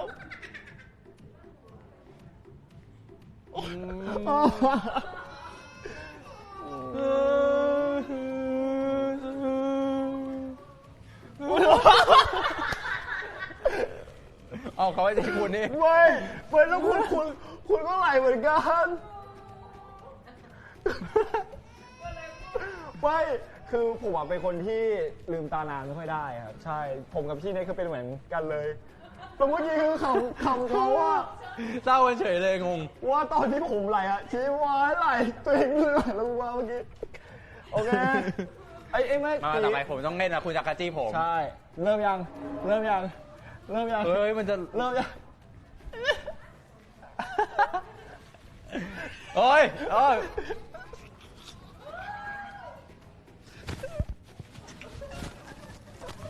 จับไม่เล่นไม่ได้ ก็เขาบอกให้จังกะจี้คุณเจมส์ โว้ มาซุ่ม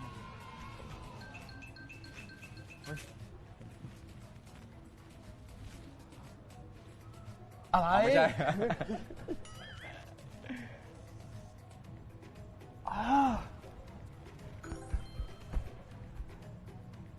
แต่ตอนวางอะสิ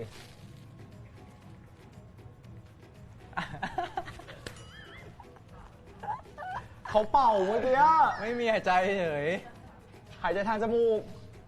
ได้ยังได้แล้ว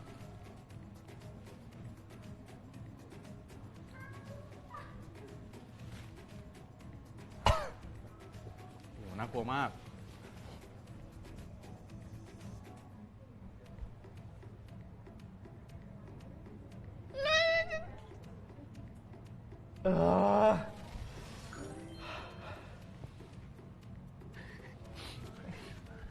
หลบ โทษที เฮ้ย อะไรนะ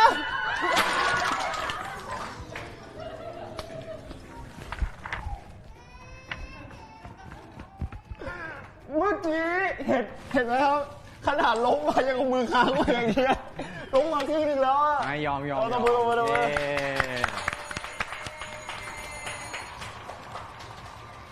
ถือว่าเป็นเกมที่แบบ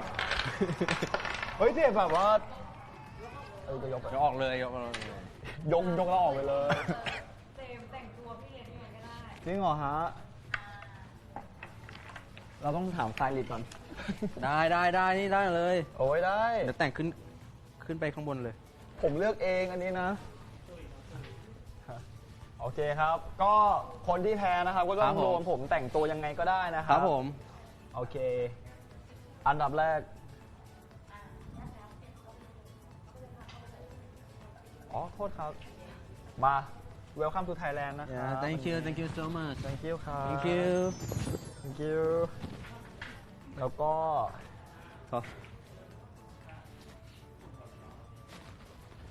น้องเจมส์อยากให้พี่เนททำยังไงน้องเจมส์ทำมันเลยครับ อ๋อ ผมทำอยู่แล้วครับพี่ ไม่เป็นไรหรอก อันนี้มาฮึบเดี๋ยวนะ มันคมนะระวังเอาปิดที่ปากไว้นั่นนะปิดปากคุณได้ก็จะปิดปากเดียวคุณรับปากโอ้ย เอาเลย อันนี้มันจะได้แบบดูเหมือนกวาง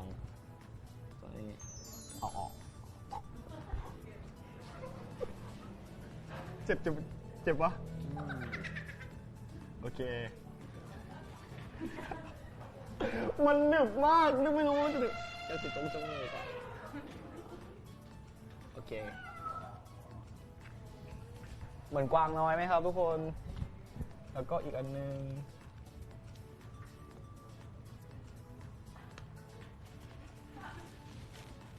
พีชติดตรงไหนดีผมก็ไม่เสียเจ็บปะ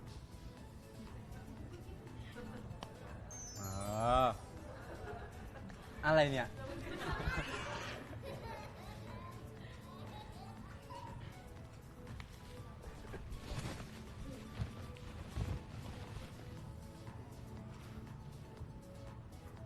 เขาดูสนุกเนาะ ดูเพลินอ่ะ มันสนุก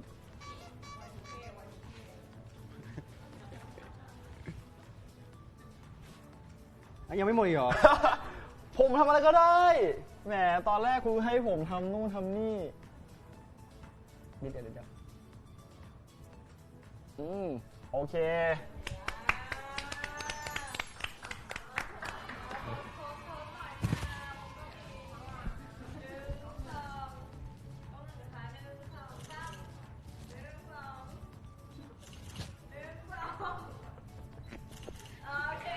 ดูเหมือนพี่เขาจะชอบใจนะ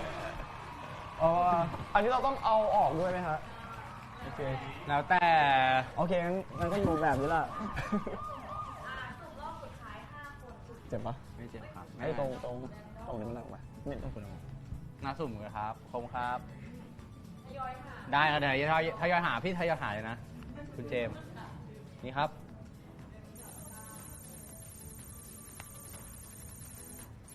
3697 ครับยินดีด้วยครับ3697นะครับเดี๋ยวเราแคป ติดเองก็ต้องแกะให้ ใส่ตรงใหม่แล้วครับ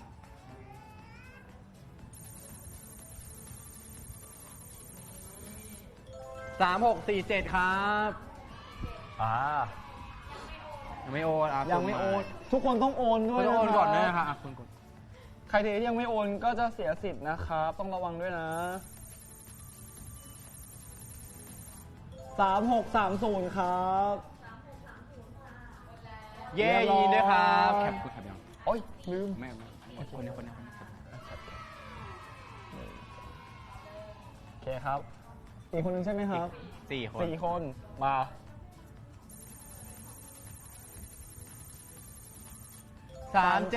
3709 ถูกต้อง ถู ถู ก ก แล้ ต้อ ว ง 09 ครับ โอเค เย้ยินดีด้วยครับ ยินดีด้วย อีก3 คน 3 คน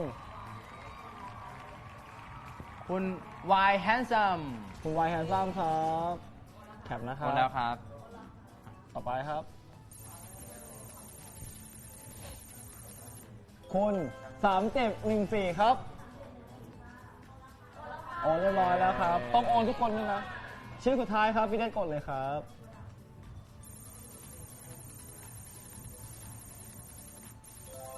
3670 ครับ โอนยังโอนหรือเปล่าครับ ยังไม่โอน กดใหม่นะครับ ต้องกดใหม่นะครับ ต้องโอนด้วยนะครับ ทุกคนเพื่อที่จะได้แบบป้องกันสิทธิ์ของตัวเองนะครับ 3616 ครับ ยังไม่โอน ไม่โอนเหมือนกันครับผม ของบนนะ โอเค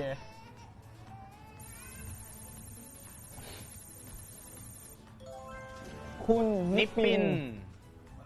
โอน แล้ว โอเค เย้ ครับ ขอบคุณนะครับขอบคุณนะครับ ไว้เรียบร้อยครับผมก็ขอแสดงความยินดีกับผู้ที่รับช็อตวิดีโอจากพวกเรานะครับผมขอบคุณที่อุดหนุนเท่าแก่น้อยด้วยนะครับ ครับผมคนที่ไม่ได้ไม่ต้องเสียใจนะครับ ยังมีลุ้นภาพโพลารอยด์อีกนะครับผม ยังมีสิทธิ์รับ ยังมีสิทธิ์รับอีกครับผมก็เดี๋ยวรอดูว่าใครจะเป็นผู้โชคดีนะครับ 100 รางวัลครับผม ครับ ตบมือ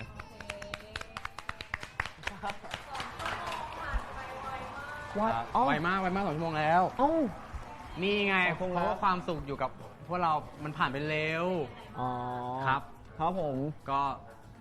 ไลฟ์ครั้งนี้ครับก็ต้องขอบคุณทางเท่าแก่น้อยนะครับผมเพราะว่าจริงๆก็ต้องขอบคุณโอกาสดีที่ทำให้พวกเราได้มาขายของกับ ครับ เท่าแก่น้อยครับผมแล้วก็เหมือนกับได้มาเจอพี่ๆแฟนคลับแล้วก็ได้มาพูดคุยเล่นเกมกันอย่างเงี้ยครับผมใช่ ใช่ครับผม คุณ ก็ เจมส์ รู้สึกว่าวันนี้ชิลๆมากเนาะ ใช่ แบบว่าแบบทั้งชิลทั้งเล่นเกมสนุกแล้วก็จริงๆอะเราไม่เคยทำแบบหลายกิจกรรมมากๆ เราก็ได้มาทำกับพี่ๆเท่าแก่น้อยแล้วก็ทุกคนที่กำลังดูไลฟ์อยู่ณตอนนี้นะครับก็หวังว่าครั้งหน้าเราจะได้เจอกันอีก ครับผมเจออยู่แล้วเราเจอกันอยู่แล้ว ไม่คือหมายถึงเขา อ๋อก็ทำไมคุณมองผมอ่ะ เอาแบบเชิญชวนไง โอเคอ๋ ครับ อยู่แล้วเขาต้องเจออีกแน่นอน ครับผม ครับผมก็ขอฝากซีรีส์เรื่องแรกของพวกเราทั้งสองคนด้วยนะครับผมที่เพิ่งจบไปก็คือเรื่องอย่าเล่นกับอนนท์นะครับผม ครับผมแล้วก็ฝากเพลงของพวกเราด้วยนะครับผมไม่ชอบเป็นเพื่อนเธอ ถูกต้อง ฟิลแฟนครับผม ใช่ครับผม เพลง แล้วก็ขอฝากเพลงของพี่ทอมมี่ด้วยที่แบบเป็นเพลงประกอบซีรีส์ของพวก ครั เรา บ เลย ผม ก็คือเพลงเพื่อนพักใจนะครั ครับ บ แล้วก็ติดตามเพลงใหม่ของเราทั้ง ครับ สองคนเร็วๆนี้ ไม่มี อ่า แต่ยังไม่ นี่เลยยังไม่ ตร เดี๋ยวค่อยติดตามกันว่า ใช่ เป็นเพลงอะไร แต่ว่าตอนนี้เพลงของคุณอะเพลงเดียวอ่ะไม่ก็พูดได้ไงของคุณรู้แล้วไง ของคุณรู้แล้วแต่ว่า ได้ ของอย่างอื่นเดี๋ยวค่อยว่ากัน โอเคได้ครับผมก็ขอฝากเพลงซิงเกิลใหม่ล่าสุดของเจมส์ด้วยนะครับก็คือชื่อเพลงว่าเพย์เกมไม่แบบ ก็เพลงเกมไปก่อนนะเพลงเกมไปก่อน ใช่ครับผม ใช่ ครับผมก็ปล่อยตามด้วยนะครับผมก็ ห้ามใจไม่รักเธอ ถ้าจะนี่ไงพยายามพูดให้คิดก่อนว่าเพลงอะไร ไม่พูดให้คิดก่อน ใช่ ได้ครับ ก็เดี๋ยวรอติดตามด้วยแล้วก็จริง เร็วๆ ๆฝากติดตามพวกเราในช่องทางอื่นๆด้วยโซเชียลมีเดียก็เดี๋ยวพวกเรามีอะไรมาอัปเดตก็จะได้รู้เนาะ ใช่ แล้วก็ ครับ แฟนมีตที่ไทยด้วยนะครับผมก็เดี๋ยวรอประกาศว่าวันเวลายังไงนะครับผม ใช่ แต่ว่า ครับ ก็เริ่มคิดโปรเจกต์กันแล้วครับ ใช่ครับผม แล้วก็สุดท้ายเลย ขอฝากพี่ๆเท่าแก่น้อยด้วย ใช่ฝากพี่ๆด้วยคนด้วยนะครับเจ้าแก่น้อยอย่าง ใช่ งี้นะครับ ผมก็โอเค ครับผมก็วันนี้ขอบคุณทุกคนมากเลยนะครับผมที่มาร่วมสนุกกันพร้อมทั้งอุดหนุนสินค้าของเท่าแก่น้อยด้วยนะครับผมแล้วก็เพื่อนๆที่ CF ไว้ระบบจะทำการสรุปยอดไปรบกวนโอนยอดและแจ้งหลักฐานการโอนด้วยนะครับในลิงก์ระบบส่งให้ก่อน 10 โมงเช้าของพรุ่งนี้นะครับผมห้ามลืมนะห้ามลืมเด็ดขาดเลยครับ แล้วก็สายช็อปออนไลน์นะครับผมที่ยังช็อปไม่สะใจสามารถสั่งซื้อสลายเท่าแก่น้อยได้ทาง TikTok Shop ได้ตลอดเวลาเลยค ค รั รับ บผมอย่าลืมนะครับว่าถ้าสาหร่ายต้องเท่าแก่น้อย ใช่ เท่านั้นครับ ครับผมแล้วส่วนวันนี้พวกเราขอลากันไปก่อนนะครับ สวัสดีครับ บ๊ายบาย บ๊ายบายครับ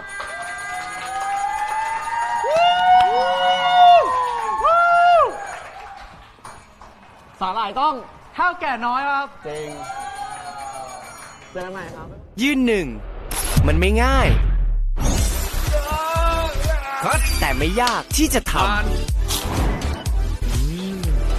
Action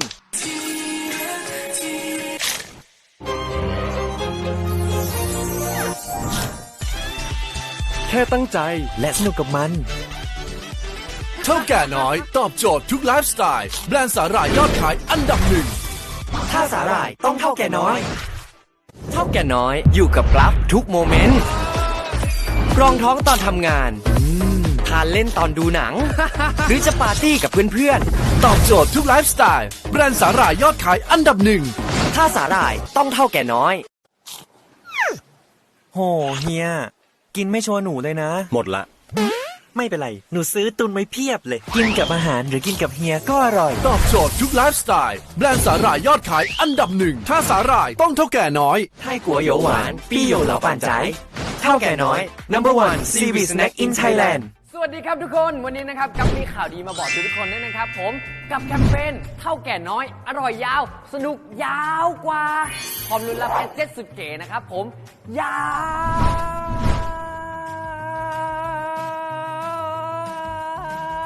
วถึง100 วันเลยครับ สำหรับวิธีการร่วมสนุกเนี่ยง่ายมากๆเลยนะครับผมเพียงแค่ทุกคนนะครับผมนำรหัสที่อยู่ในซองเท่าแก่น้อยที่ร่วมรายการนะครับแบบนี้แล้วก็แบบนี้ครับไปกรอกที่ Line แอดเท่าแก่น้อยตามนี้เลยนะครับผมแค่นี้นะครับผมก็มีลุ้นเป็นเจ้าของแกดเจ็ตสุดเก๋ยาวถึง100 วันเลยนะครับผมทุกคนนะครับสามารถไปดูรายละเอียดเพิ่มเติมได้ที่ Facebook เท่าแก่น้อยคลับนะครับอย่าลืมมาร่วมสนุกกันเยอะๆนะครับผมและที่สำคัญนะครับถ้าสาหร่ายต้องเท่าแก่น้อยเดี๋ยวครับขอตัวไปก่อนรหัสลุ้นต่อกันนะครับผมไว้เจอกันนะครับบ๊ายบาย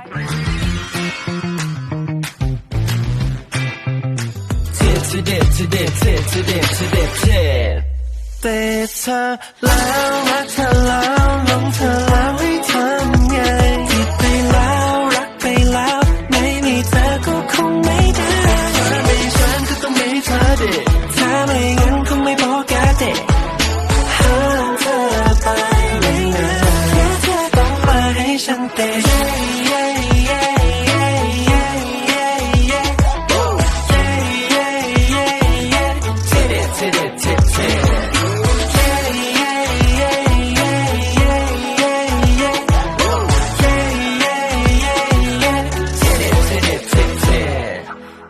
ความรักของเรามันเฮลตี้มันรสชาติที่มันจนเทสเต้